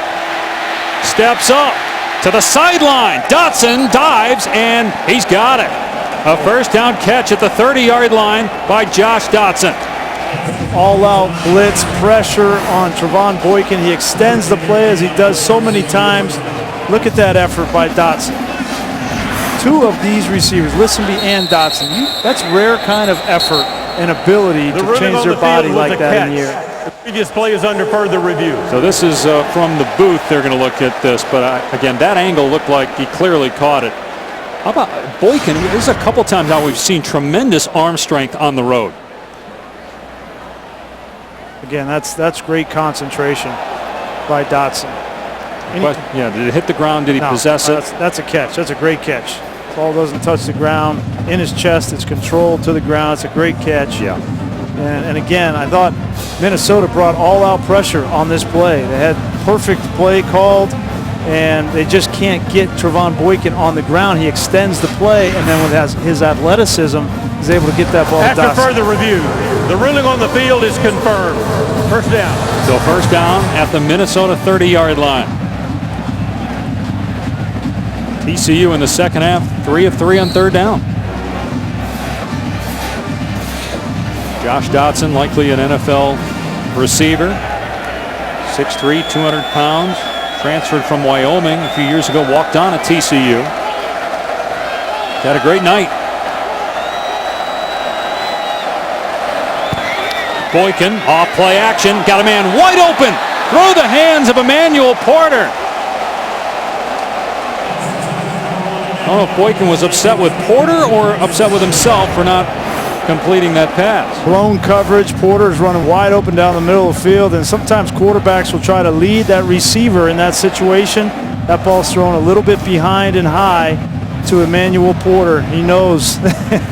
You know, you go all night. You have this is a good defense they're going against, and you got Murray and Body Calhoun. You got a guy wide open, and you missed the layup. So it's 2nd and 10. Here's Green.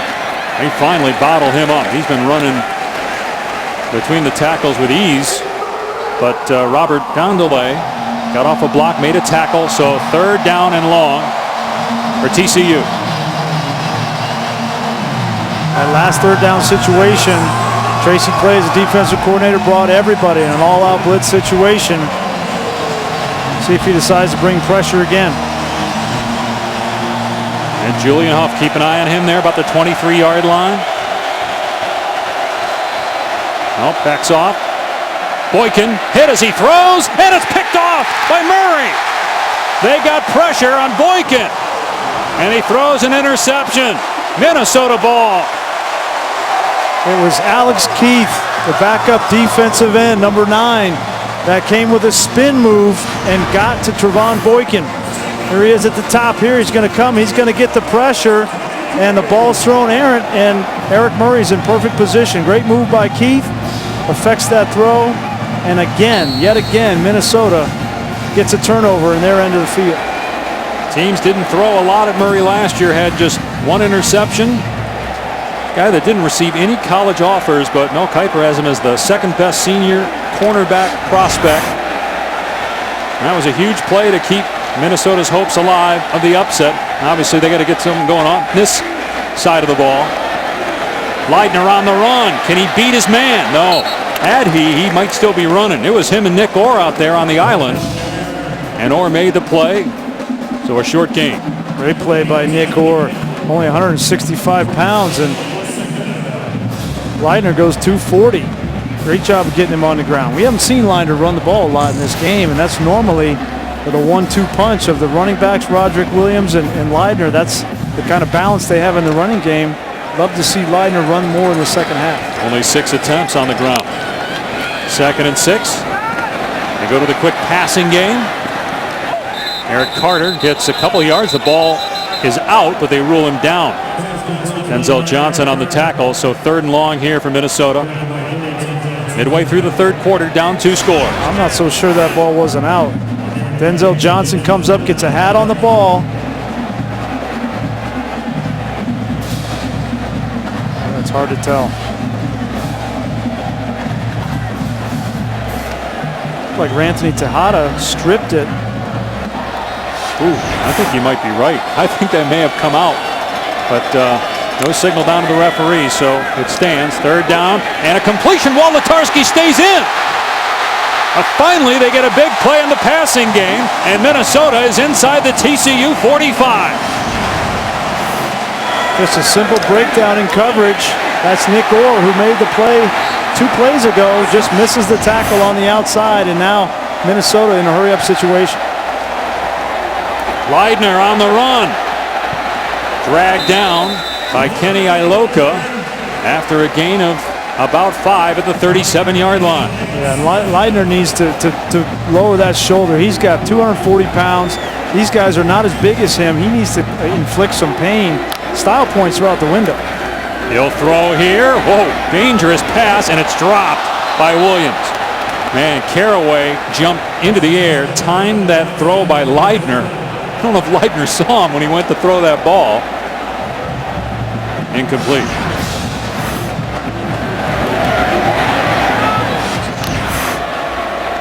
So 3rd down and 5. Is Minnesota in 4-down territory yet? I think so, yeah. That being said, I would run Leidner here. To the outside, back-to-back plays in this drive. It's been successful. Leidner into traffic, and it's caught short of the first down. Wolitarsky on the grab, and Minnesota's going to go for it on 4th down. Yeah, they got to go for it. And if I were them, I would have gone no huddle, and I would have got up there and I would have run the sneak with Leidner. That's about 2 yards. Maybe that's too. Jerry Kill thinks that's too long for a quarterback sneak. It would be about a 51-yard field goal from here for Ryan Santoso. We made a 52-yarder last season.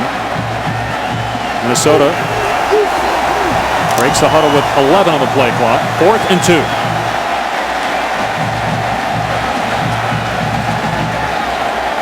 Play clock down to 2. Timeout. Yeah, he had 2 guys moving that time. And Minnesota burns a timeout. 6:13 on the clock in the 3rd. Minnesota down 17-3. 4th and 2 coming up.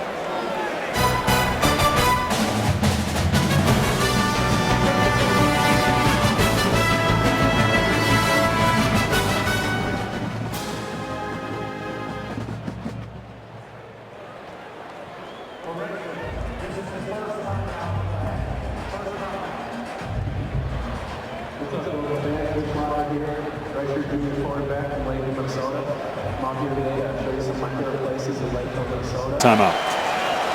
You got to have that 4th down play called in your head before you run the 3rd down play. It looks like they didn't have it. And Leidner going to throw here on 4th down, and the catch is made by KJ May at the 27. I mean, if you had to think of a play that they would call there, that was probably the last thing, right? On 4th down, a drop back pass by Leidner, no play action. Wow. Give him credit. He had pressure in the pocket. Take a look at the pocket. It was collapsing. They brought a blitzer up front. He had to throw that ball on time. Nice job by KJ May going down and making a play. And good play by the junior quarterback Mitch Leidner, converting, keeping the chains moving. Fresh set of downs at the 27. Rodney Smith finds a gap inside the 15. Spun down at the 12. A 15-yard run for Rodney Smith. You start to see some of the athletic ability and what his coaches are so excited in this redshirt freshman from Georgia. He makes great instinctual cuts, gets to that 2nd level, and then that shallow cut right there, and a spin after. You can see the athletic ability that Rodney Smith brings to the table.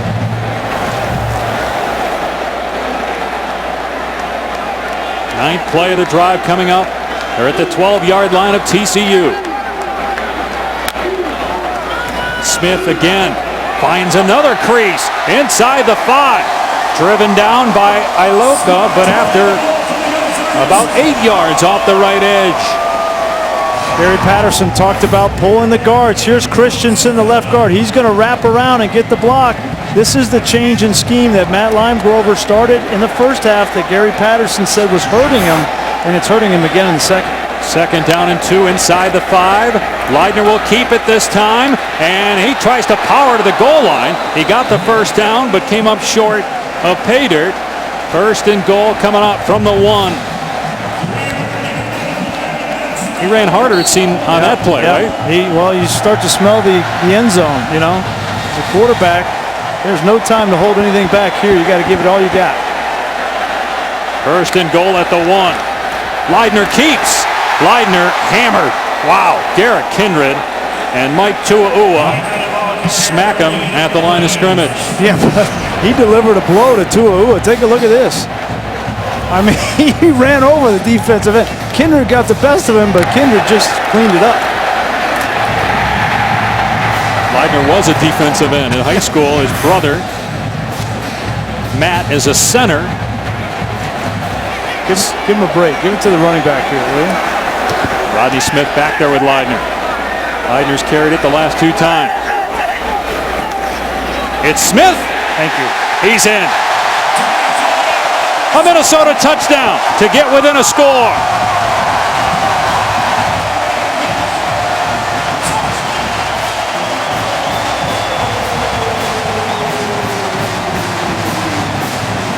That's a gritty drive. That's a gritty drive. 4th down conversion. Some tough runs by your quarterback. Your young tailback and Rodney Smith making some plays.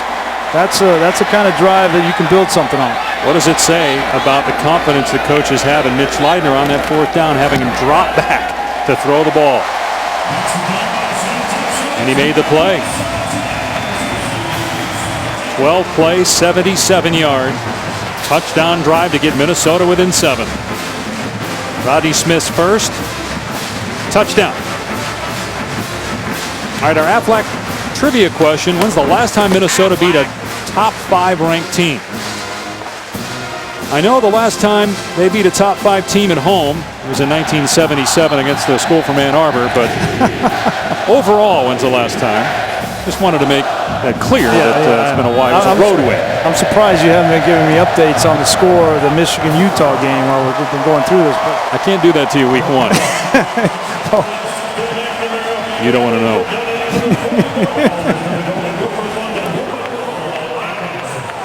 See Leidner coming over on the sideline. He is well respected on this team. He is not the, as you mentioned, he's not the prettiest quarterback. Doesn't throw the prettiest ball out there, but there's something to be said for toughness, and Mitch Leidner has exhibited that, and that you can be a leader and be tough, and he exhibited it on that drive.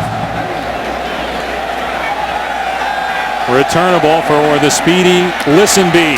Well, he gets leveled at the 16. Great coverage. Blake Cashman down there for the Gophers. Big hit. Cashman played off the block. He's got the block on one shoulder. Gets off on Listenby.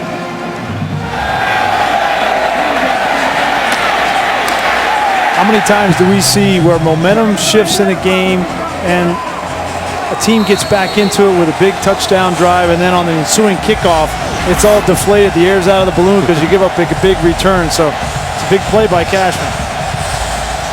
I don't think there's any question Minnesota's going to be a contender in the Big Ten West. It might come down to that Wisconsin game at the end of the year. They've lost 11 straight to the Badgers.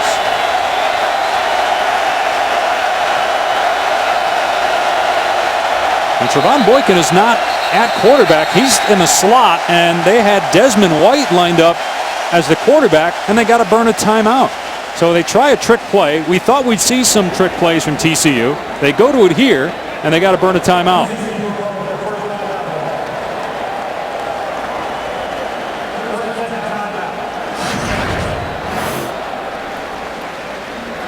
Boykin saw it. Desmond White saw it late, but Boykin got the timeout. Let's check in with Tom. No, fellas, you guys were noting Mitch Leidner and how his teammates respect him. If you look at him, you look at his body language. A quarterback's body language can change an entire locker room and an entire sideline. And I've watched the mood of this football team. When he smiles, the team's upbeat. When his body language is in another direction, the team follows. The qualities of the leadership of that position, Leitner's got it going right now. Let's see if the defense is fired up as well. Hand off to Johnson, and Johnson only got a couple of yards. Julian Huff tracking down the running back again. You know, just to follow up on Luke's point, for all those young players out there that want to play quarterback, it is critical, your body language. Leadership is about everything you do, every little detail. And if you're the one that's charged with leading a team to victory and you don't show confidence, there's no way people are going to follow you. So it's a great point. Boykin back to throw. And Boykin's deep pass is right on target. Emmanuel Porter with the catch. Beautifully thrown ball and a 26-yard gain to the 44. We talked about Emmanuel Porter emerging for this offense as the clear-cut number 3 option, and he's continuing to take it to Jalen Myrick on the outside. Green wrapped up and thrown down by Theron Cochran. They get a negative play in the run game after giving up that long pass. A setback of 2 yards. Can Minnesota defensively continue to get a stop? They've given up some yards and they've given up a few points, much fewer points than TCU normally scores, but as they get into this late in the third and fourth quarter, do they have enough gas left in the tank? The fewest TCU scored last year was 30 against Minnesota. Boykin got single coverage and there's a flag. Murray was all over Jawan Story. That'll be pass interference and a first down for TCU. That will put the ball in pass interference by Minnesota number 31 territory. of the defense. It's a 15-yard penalty and an automatic first down. Let's take a look. They're running stride for stride. He's got his arm on his back there. It's a pretty good call. If he didn't have his arm around his back, and if he was just running next to him and looking back and they click heels, then that's not a penalty. But he had that arm around his back. It's a pretty easy call. Didn't get his head turned around either. Didn't see the ball, right? First down at the 43. Green off the left side. Finds a hole. Near another first down at the 33. Travis there for Minnesota. I'll mark him just short. If I'm Doug Meacham, I'm going to continue to try to establish that running game. It's been the best thing that TCU has done offensively in this game, inside the tackles particularly. Penalty marker down. A false start. A false start by number 77 of the offense. It's a 5-yard penalty, and it's still second down. Jamel Knapp, the left guard. So 2nd and 6 for TCU.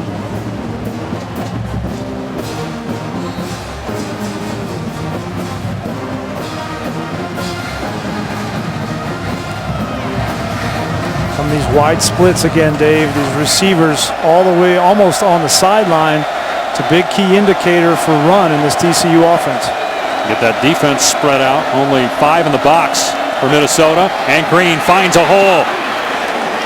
Clotheslined by Bobby Calhoun. A first down to the 30-yard line. Gain of 9. Jamel Knapp, he may have jumped off sides on the last play, but he came off on that running play and drove Steven Richardson, talented sophomore tackle. Boykin to the air. Deep pass going for Dotson. That time Murray had good coverage. Did not interfere with Dotson. Second down and 10. You're not going to make a big living throwing the ball down the field on Eric Murray. You got a penalty. That's probably about as good as you're going to get. But in 2 games against TCU, Eric Murray has not given up one of those plays down the field. Dotson 7 catches and a touchdown in the game.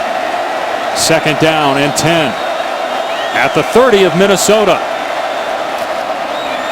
Green stood up, keeps the feet moving, darts back, and brought down by Demarius Travis.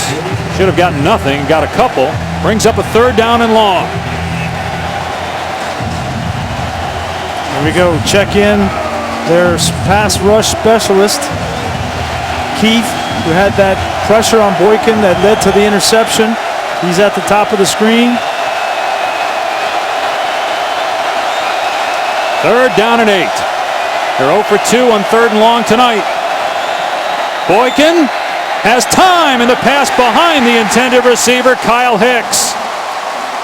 4th down and 8, and here comes the kicking team.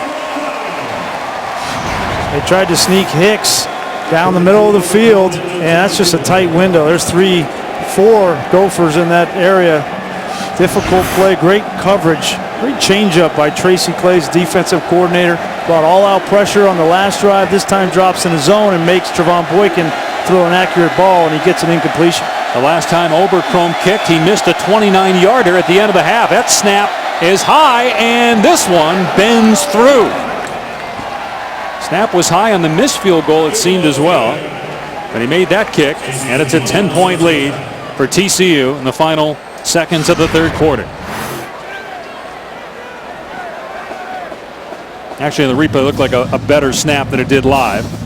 Good job by Zach Allen to place it. Oberkrom makes it a 10-point game, but Jared Kill will take it. Give up 20 points to TCU through 3 quarters. All right, let's answer the Aflac trivia question. The last time that Minnesota beat a top 5 team was on the road in 1999 against a number 2 squad, Penn State. 24-23. Dan Nystrom made the game-winning field goal as time expired from 32 yards out. LeVar Arrington team. I think LeVar Arrington was jumping over that pile. Glenn Mason. It was interesting when Mason was no longer the coach and they were looking to hire a head coach. They ended up hiring Tim Brewster, but Gary Patterson was in the mix for the job then. This is when TCU was in the Mountain West Conference, and they were, they weren't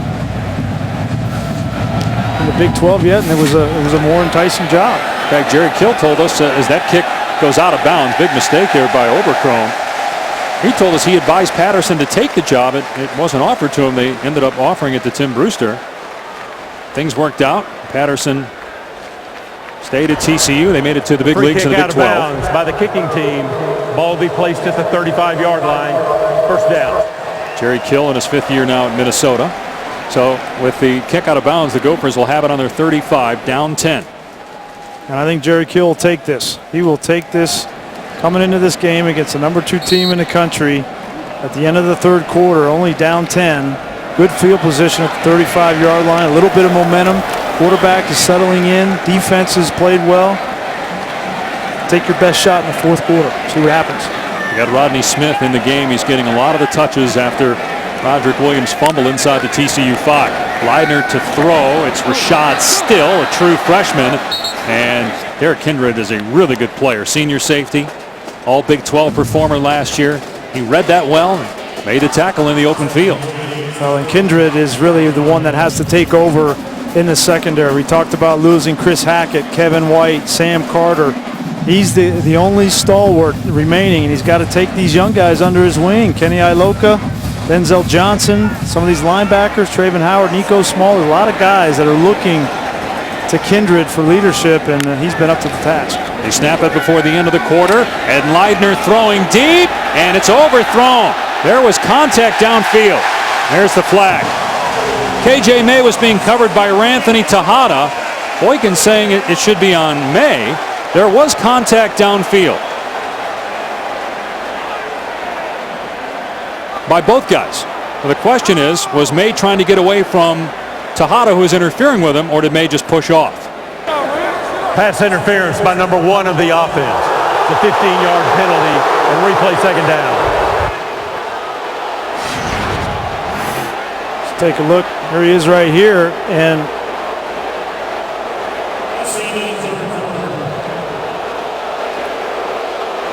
well, it didn't look like interference on May. The question is, was it interference on Tejada? May didn't do anything. what happened? It looked like a double move, and when he went to go, Tejada was in the way. And we'll have an untimed down here. Let's bring in Doug Rhodes, rules analyst. Doug, what'd you think of the play?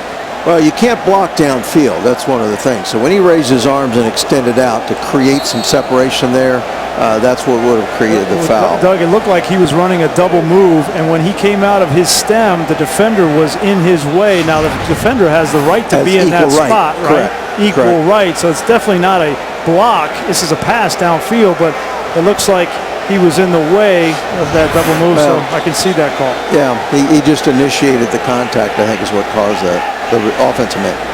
So 2nd and 26, final play of the quarter. And Smith gets about 4 or 5.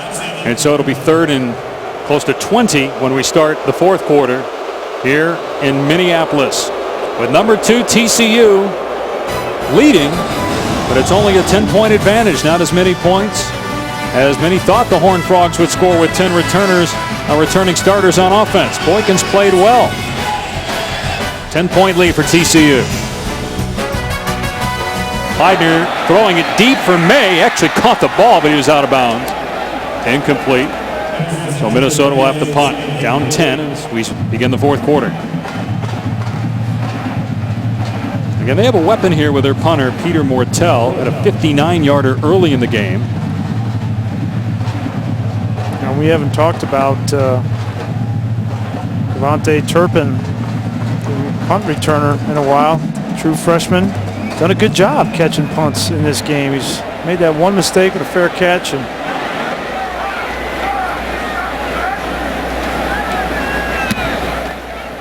Mortel gets off another good one. Turpin backing up at his 24-yard line. Makes 2 guys miss. That's a nice return. Out to the 32-yard line after a 51-yard punt. TCU's offense back on the field.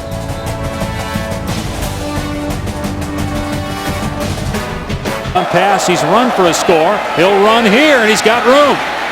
Out near the 40-yard line, wrestled down by Eric Murray. Comes up just short of the first down. Slow to get up. In fact, he's not getting up. Looks like he may have a cramp down there. He's pulling on his toes, and warm, humid summer night, and he's been doing a lot of running.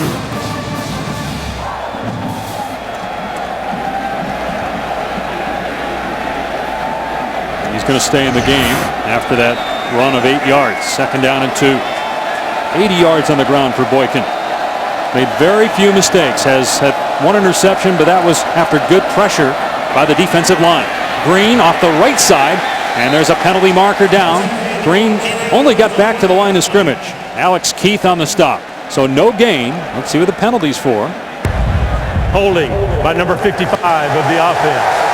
A 10-yard penalty, and it's still 2nd down. You know, Dave, this might seem like it's innocuous with Trevon Boykin, but he's having a hard time with that cramp. And so if I'm Tracy Claeys and I'm sitting here looking at this, the most effective thing TCU has done in this game is run Trevon Boykin, and right now I don't think he's going to run the football. So I take that out of my thinking if I'm Tracy Claeys, and I defend pass and I defend Kyle Hicks from the running back position. I take that running element of the quarterback out of this equation. How hard is it to throw as a quarterback when you're cramping in your legs? It's a lot easier to throw it than it is to run it when you're cramping. 2nd down and 11. And Boykin, beautiful throw. Desmond White to the 46-yard line. Like I said, Dave, it's easier to throw when you're cramping than it is to run. That's a great throw from behind. Look at the anticipation, the accuracy, and the timing, the things that Trevon Boykin has been working on all summer, and they're starting to show up. And again, I talk about the middle of the field as that was an area of growth for Trevon Boykin. We knew he could throw the ball on the outside deep, but when you have Des White, Devontae Turpin, Slanina, middle of the field is a weapon. Now White again, wrapped up by Body Calhoun, short game. Now we've really only seen one errant pass over the middle, and it was on that last possession when they were in the red zone. He threw it behind the receiver. Granted, there were 4 Minnesota players around that receiver. Yeah, and he did miss the one to Emmanuel Porter in the seam for the touchdown, but other than that, you know, there haven't been a whole lot of really good windows on the outside, but on the inside of the field, as Tom was talking about with his passing chart, he has been more accurate. Turpin with a stiff arm, and nice cut there. Body Calhoun thought he had an easy wrap up. Turpin shook him, picked up a couple of yards, so huge 3rd down here. A little bit of joystick in 25. True freshman, 152 pounds. He's their #1 punt returner. We've seen him and redshirt freshman Sean Nixon. Other than Dotson, they might be the biggest weapons Boykin had on offense. And they weren't even part of that team that was #2 in the country last year in scoring. 3rd down and 4 at the Minnesota 41. Keep it on the edge. Julian Huff, number 20. Boykin's pass is caught, but short of the 1st down. Myrick tried to jump that route intended for Story. They'll give him forward progress to the 38, so it's 4th and 1. What do you do? Great break by Jalen Myrick. Take a look. He's looking in the backfield. He reads the formation. He reads the set by the wide receiver and split and jumps that route. You surprised on 4th and 1 they're not going to go for it? They're going to punt the ball. Well, I just think that they feel real good about their defense and Minnesota's inability to drive the length of the field. Much like in the first drive, you said, why are they attempting a field goal here? It's the same situation. Now they're going to punt it down and make Minnesota execute on offense to beat them. Ethan Perry will try to pin the Gophers deep and got a penalty flag. Just going to take the delay of game and back it up. A delay of game by the offense. It's a 5-yard penalty, and it's still 4th down. Now you take any concern of a fake out of the picture, right? If you're Minnesota, now it's 4th and 6. You're not as concerned about that as you might have been on 4th and 1. And now Minnesota makes a bunch of substitutions, or at least they try to, on special teams. Yeah, they had their punt safe, as they call it out there, which is just their base defense, playing for a fake. I think they're still going to do that.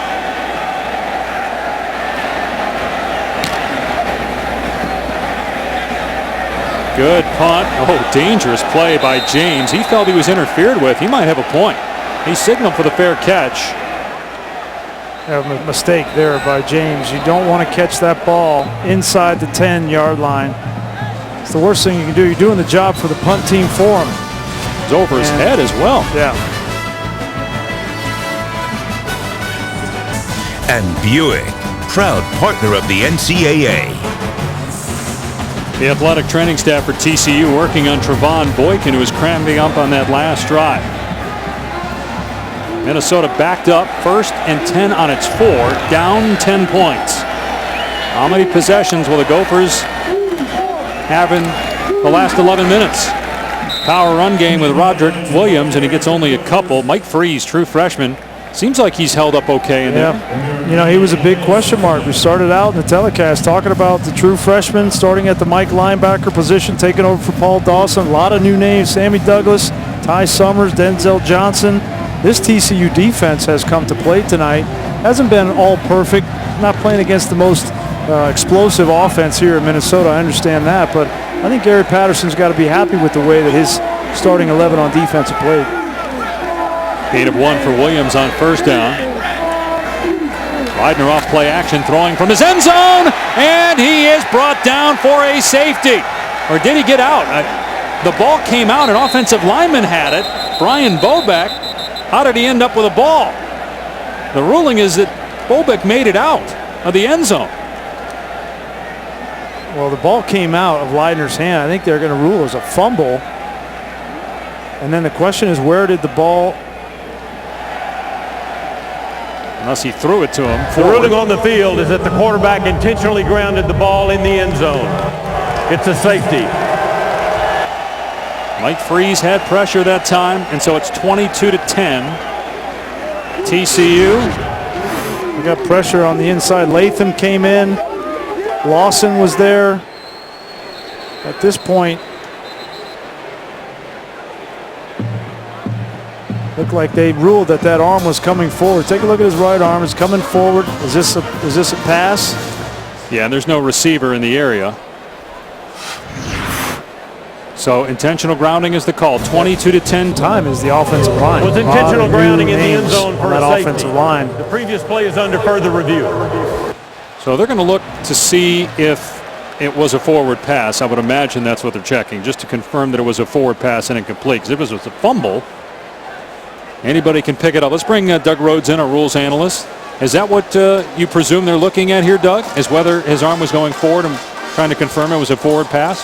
Yeah, that's correct. That is one of the reviewable plays if you have a foul in the end zone like that to determine, the status of it. In this case here, there's pretty good evidence his arm is moving forward with the ball. You'll see it, it's not much, but again, if an empty hand comes forward, then that's where you'd rule a fumble. But if there's any indication that the ball is in his hand when it's coming forward, that should be a forward pass. That very look, slight. That look right there, that last look makes me want to question that, Doug, because you talk about open hand. The helmet hit his elbow, and then I think his hand did open. That's not as cut and dry as I thought initially. But didn't it look like he's trying to throw it anyway? Take a look at this right here. Doesn't it look though he's trying to throw it. He sees a teammate and he's just trying to get rid of it. He's trying to throw, but again, that's what replay has to evaluate in here. Is it enough, to show that the hand is coming forward? Yeah.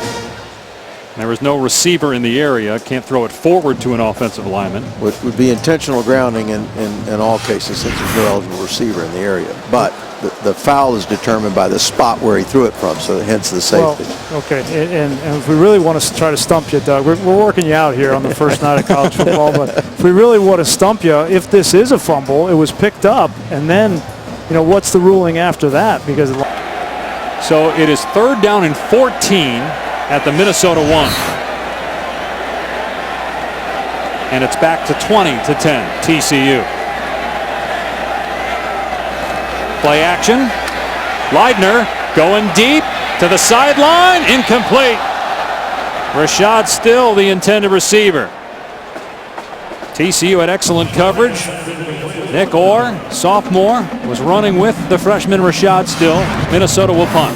One of the questions for TCU coming into this season, who's going to replace Kevin White? And Nick Orr's got the first opportunity in this game. He's the one that won the job in the preseason camp. I know he's running with a true freshman there in Rashad Still, but that was well done. Looking back for the football, being in good position, confident move by Orr. All Big Ten punter Peter Mortel needed desperately here. Kicking to the true freshman Cavante Turpin. He's been very dangerous with the ball in his hands tonight. Delay of game. Can't move it much closer. A delay to the of goal game line. by the offense. The penalty's half the distance to the goal, and it's still 4th down. The official picked up the ball, walked about 2 inches, and put it down. That's half the distance. Another delay of game. All right, Bill. That's in November, all right? Don't start that in September. Some flashbacks. Mortel will punt. Turpin standing at his 42-yard line.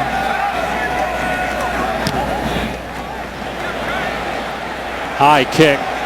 Turpin hit immediately. He did not signal for the fair catch. Keontae Harden was there for the Gophers. All right, let's take a look at our top 10. TCU ranked number 2. Talked about Ohio State and Virginia Tech on Monday and Alabama, Wisconsin. Saturday night on ABC. And TCU won 12 games last year, as everybody knows, left out of the playoff. Big 12 didn't adjust going to a Big 12 Conference Championship game.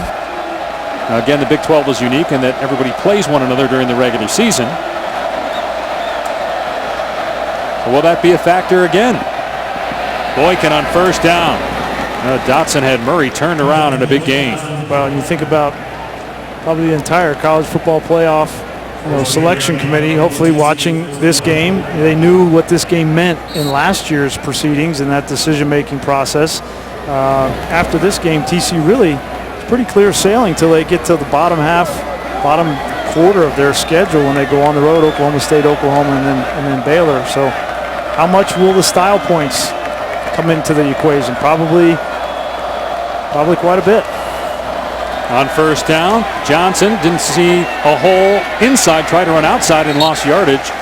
Setback of a yard or 2. So assuming that TCU, and it's certainly not done, we got 9 minutes left, wins tonight, do they have to go undefeated? Or Baylor, Oklahoma, do they have to go undefeated based on last year and what you saw with the playoff selection committee to make it into the Final Four? I don't think there's any question, Dave, that they have to go undefeated. I think it's especially in the Big 12. Obviously, the big bone of contention was there wasn't a championship game, and that affected them. And Gary Patterson understands it. They decided as a conference, Bob Bowlesby, not to institute that championship game, and so they're gonna play their cards. Boykin's pass is incomplete, but Murray's going to get flagged again. Emmanuel Porter, the intended receiver. And this is not something that you normally see Eric Murray do. He's in great position. Didn't need to put his left hand on the receiver. Number 31 of the defense. It's a 15-yard penalty and an automatic first down. He tried to get a hand on the ball. Just take a look at his left hand. All you need to see is his left hand. When that left hand goes up over the shoulder, didn't need to do it either. And that's for any quarterback. You have certain structural things you don't do, and for a corner, that's one of those things that you don't do. It's not something you normally see from him. So first down at the Minnesota 21. TCU by 10. 8.5 to go. Boykin off another play fake. Wide open in the end zone was Sean Nixon, but Boykin overthrew him. And Minnesota can hold and force a field goal try. They're still down 2 scores. They catch a break there. Great design here. There's a post, a wheel, and then another wheel.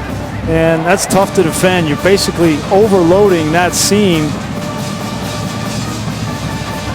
A second time Trevon Boykin has missed a wide open receiver screaming towards the end zone. 2nd and 10 at the 21.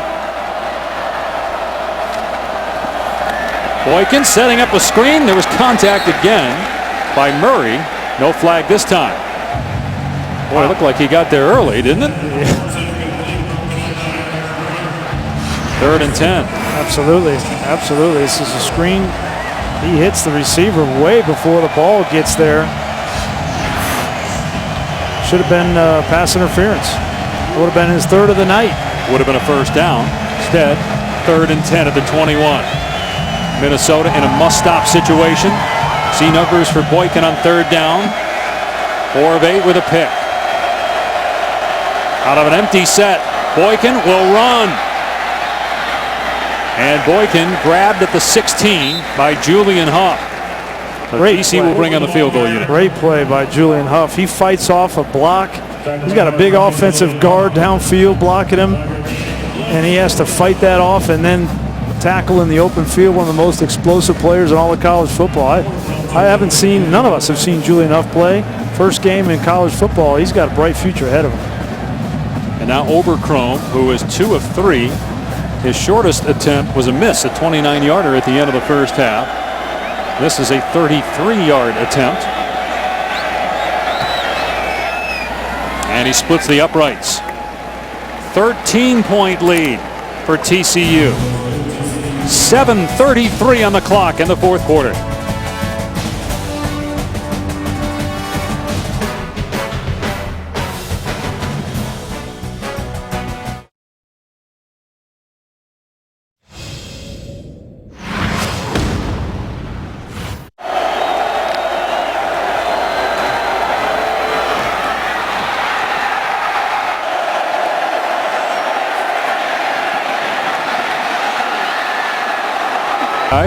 How many quarterbacks will play in that game for Ohio State? Will it be Cardell Jones, J.T. Barrett, and how will the Ohio State offensive coaching staff use Braxton Miller in that game? We know he's going to play some receiver. TCU kicking off. Minnesota down 13, needing 2 scores, and this possession will start on the 25. Let's take a look at tonight's AT&T Strong performance. Trevon Boykin threw for under 100 yards in the first half, but 238, a touchdown, also a rushing score on the night. You know, I think it hasn't been all pretty for Trevon Boykin, but when he's needed to make plays, especially with his legs, he's made them. He hasn't been pinpoint accurate on all throws, in missing a couple throws downfield for touchdowns, but you know, that first game, you just want to knock some of the rust off. And they're on the road.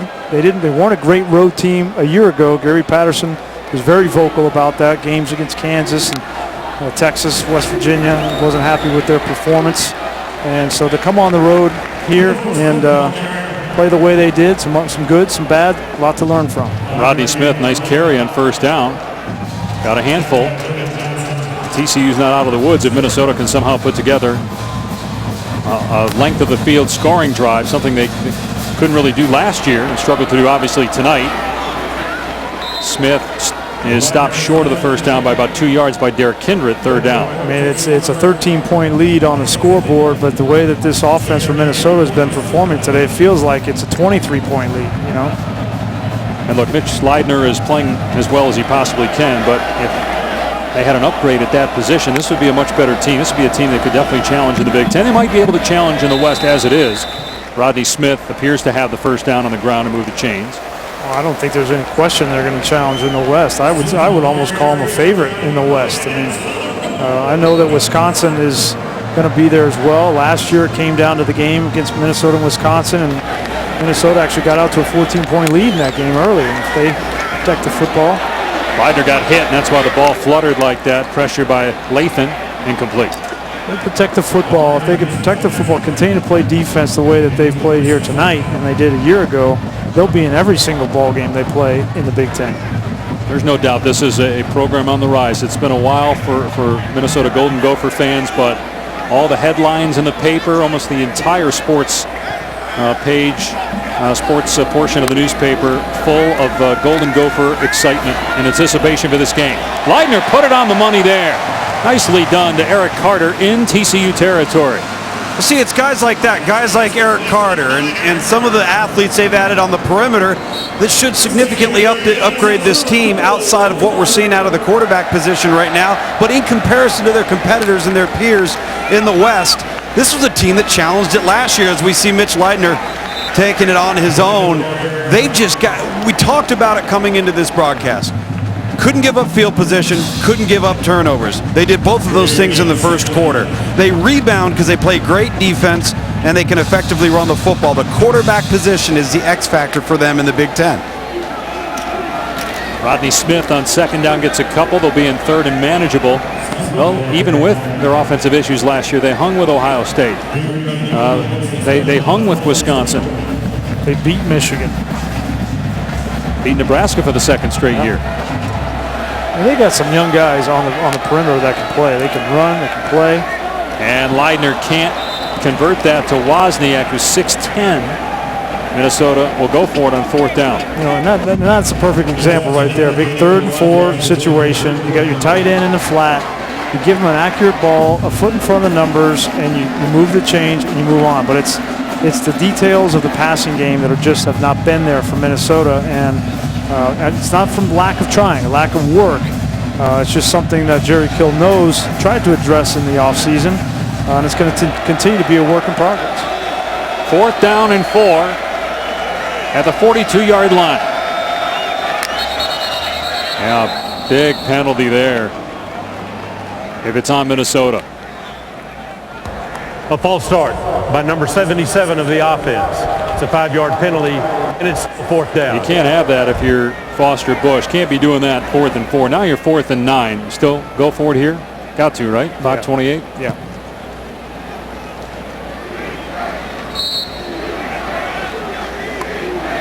They converted a 4th and 2 in the third quarter to keep a drive alive and eventually get a touchdown. Now 4th and 9, Leidner forced to throw, we would imagine. Leidner has time, and the pass is incomplete. Underthrown. Tejada had coverage on Rashad Still, and Minnesota turns it over on down. Obviously, the Gophers' goal is to win the Big Ten. They have to go to Colorado State. A couple of home games after that before they enter conference play. They don't have to play Michigan State nor Penn State. They go to Ohio State, but they have Nebraska, Michigan, Wisconsin all here in Minneapolis. Yeah, and I think, the recipe for them is they've got to create some turnovers on defense, have some special teams play that help them in field position so their offense doesn't have to drive the length of the field. And that's in the games they were successful in a year ago. That was the recipe from Jerry Kill. This team, fundamentally, this team will be as well coached as any in the country. He is considered one of the top 10 coaches in all of college football if you ask a college football coach. And it's just that position on the offense as a leader and his ability to pull the trigger and have balance throwing the football. Is a perfect example of that last throw, grossly underthrown. You got to have that if you're going to make a step to the next level and beat the Wisconsins and get to the Big Ten championship game and not get blown out 59-0 like Wisconsin did to Ohio State, right? So, but I think this is a program that's headed in the right direction with the absolute right coach and a lot of young talent on the offensive side that I think will grow together. He was talking about some of the young quarterbacks. Chris Streveler, obviously the backup of Demery Croft, is a guy that I know that they're excited about. Young guy needs to grow into his body, so there's something to look forward to for Minnesota. They'll keep it on the ground on 2nd and 6, and Green tripped up by Jack Lynn. He loses a couple yards, so 3rd and long. And Minnesota, knowing that absolutely has to get a stop here to have any shot. Down 13, 3rd and 9 for TCU. Anything that concerns you about TCU? Ranked number 2 in the preseason. 10 starters back in offense, loses some guys on defense, without a couple guys tonight on top of that because of injury. If I were Gary Patterson, I'd be very encouraged by the way his defense played. He got a game under the belt of some of those young players on that defensive side, some experience for them that will be invaluable. Boykin throws complete. First time we've called the name of Ty Slanina. He had 32 catches a year ago. He's just short of a first down. Does TCU go for it on 4th and 1? I think Now they're going to kick it. They're going to kick it. But to finish that point, you asked me what concerns do I have. You know, the one concern that I always have with these styles of offenses, up tempo and spread them out, is can they finish a game in the 4th quarter with the ball on the ground?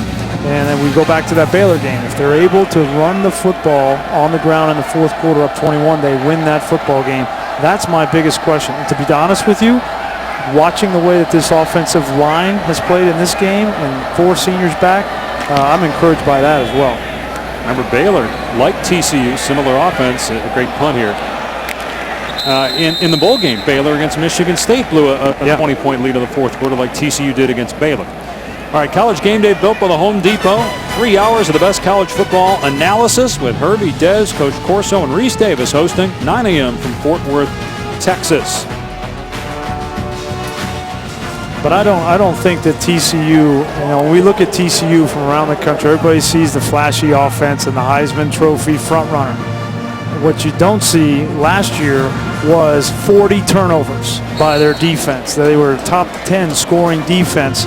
And now you don't see that offensive line, 4 out of 5 seniors that come back. Those are the differences for TCU, in my opinion, between last year and this year. Minnesota's ball on the 9-yard line. Leidner hits Wolotarski. He's out past the 20-yard line. As we've watched Trevon Boykin grow today, we did the passing chart with the first half throws. Everything's underneath, not a lot downfield. We saw a little bit more of that as we see a stop and play here, timeout for TCU on defense and Gary Patterson's crew. You start to see him develop some progression reads, things that he needed to evolve in. But in talking to Gary Patterson about what he wants out of the quarterback, and if you look at their schedule, on the road in Stillwater, on the road in Norman, on the road in Manhattan, Kansas, you're going to expect a good ball game there. Offensively, you got to expect Texas Tech's going to be pretty good. That's in Lubbock. He needs his quarterback in 3 areas. Play well on the road, 3rd down, and in the red area. Those 3 things for Trevon Boykin could win him the Heisman Trophy, but will also, more importantly, determine their fate in the Big 12. Well, we know with obviously just 4 spots available, somebody in the power conference is going to get left out. It was the Big 12 last year, in part because no Big 12 championship game.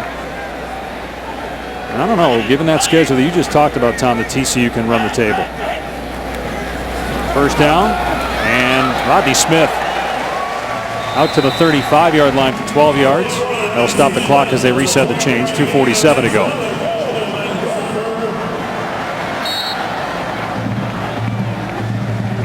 And Baylor's got a much easier non-conference schedule. Again, Stephen F. Austin, SMU tomorrow night as Leidner delivers into SMU territory to Brandon Lingen. First down at the 49 of TCU. Great throw under pressure. Leidner took a big hit in the backfield and delivered.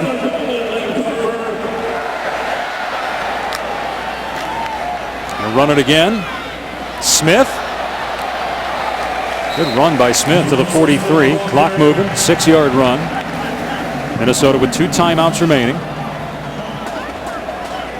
You know they got to hustle. 2nd and 4. Leidner hits still, and he gets the first down. So the clock will stop momentarily with 2:06 to go. Need a touchdown. Need to get the onside kick and score again. This Minnesota team, you know, they've been practicing for the first time this no-huddle offense all spring and in the fall, and it's having an effect and helping them in the 2-minute drill. Leidner running here. Runs over a couple of defenders. Think we'll see more of this from Minnesota this season? No huddle? You know, I think so. If they can get healthy on the offensive line, and talking with Coach Kill, that was his biggest concern coming into this game was the health of his offensive line. But if they're healthy and can rotate, I think we will see more of it. Leidner, nice toss. Still, and he gets out of bounds at the 22-yard line with 1:37 to go. Starting to build a little confidence in the passing game. I know it's late. It might not be enough, but every little bit counts. You know, you get a freshman wide receiver out there catching balls and Leidner getting some confidence throwing the football. You don't want to end a game and have it go a whole week with negative thoughts in your mind as a quarterback throwing the football. And even if a drive like this can get some confidence back. Play action. Leidner with time. Got May wide open and a touchdown.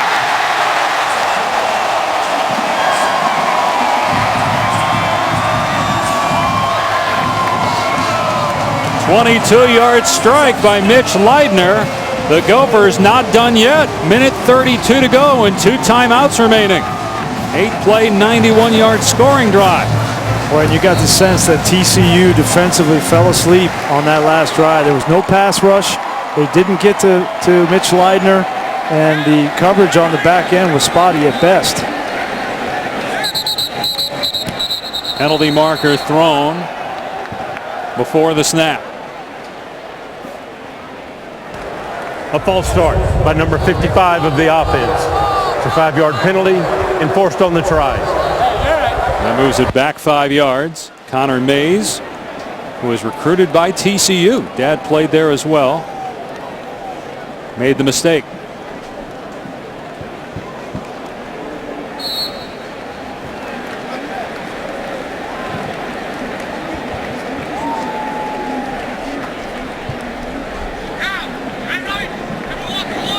Santoso will try again. It's a 6-point game. Go back and take a look at that touchdown. Plenty of time in the pocket for Leidner. Here's KJ May. He's just going to come up the middle of the field. Call the switch route, double move on the linebacker. That's Ty Summers. And I'll tell you, Dave, it doesn't matter what it looks like as long as it gets there. It doesn't have to be a pretty spiral. It just needs to get there.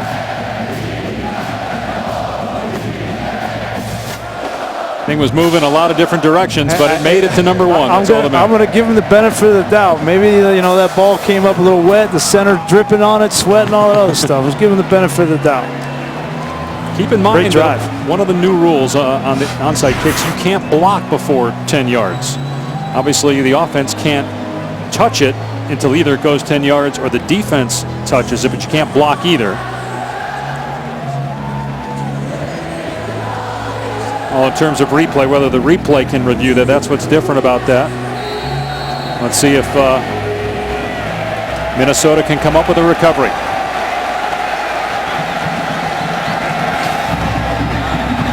And that was not a good onside kick. Went right to Listenby. And Minnesota does have 2 timeouts remaining, so still a chance if it can get a stop, force a punt, but that was not good by Emmett Carpenter.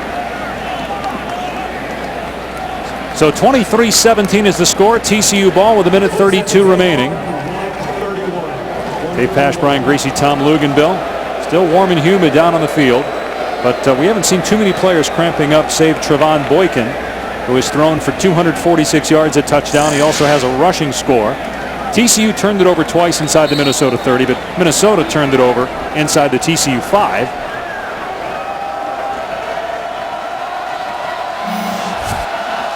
Much better offense from Minnesota in the second half.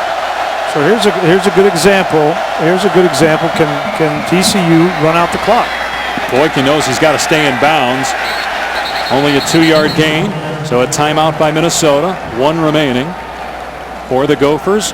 1:25 on the clock. And we just saw an unconventional formation for TCU with only 2 wide receivers in the game, 2 tight ends, and a back. And so I think this is Gary Patterson right now saying, can we do this? We need to practice this. We need to be able to finish games in the fourth quarter. I don't want to have to rely on throwing the ball all over the lot, giving an incompletion, and giving the ball right back to the other team. They weren't in too many close games last year. They had that tight one with West Virginia, the kick late to win it, a close one against Baylor that they had the 21-point lead that they blew and lost by 3 in the fourth quarter on the road. Yeah, and this is a fundamental part of having a championship football team. And you watched Ohio State that did this very well, and they finished and cleaned out games in the fourth quarter and made it not even close.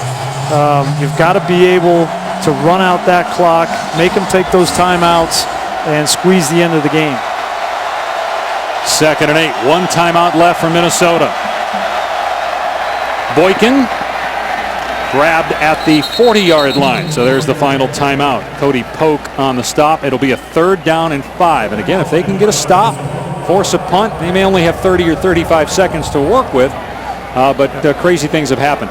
I don't think people realize going in how tough of a team Minnesota is. I mean, this is a really good win on the road for TCU. People look at the score, if it ends 23-17, and say, man, maybe TCU's got some issues. But I think Gary Patterson will tell you this is an excellent win for us. Well, they take on the character of their coach, which is gritty. And how many times in this game did we see the grit of Mitch Leitner? Did we see the grit of that defense?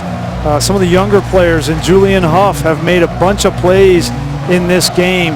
This is a well-coached, tough football team, and any win, no matter what the score is, any win against this Minnesota team is a good win, especially here at home.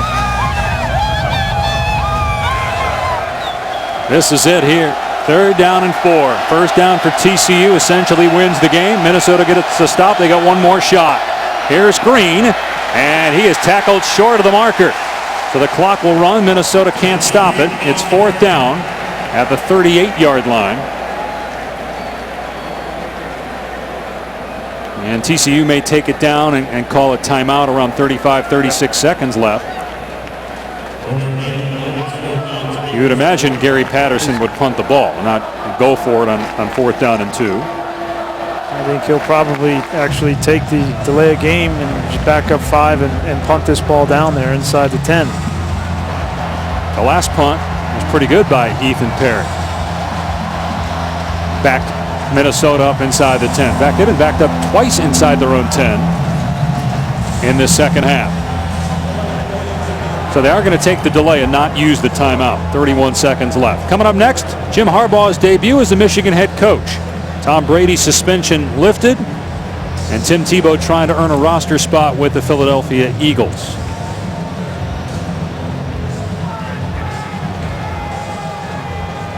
And don't think that Gary Patterson won't use that last series right there of his offense.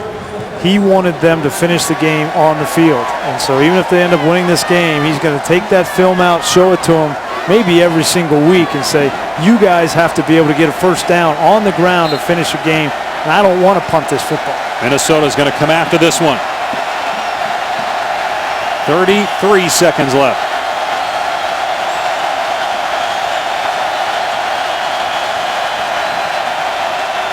Perry just gets it away.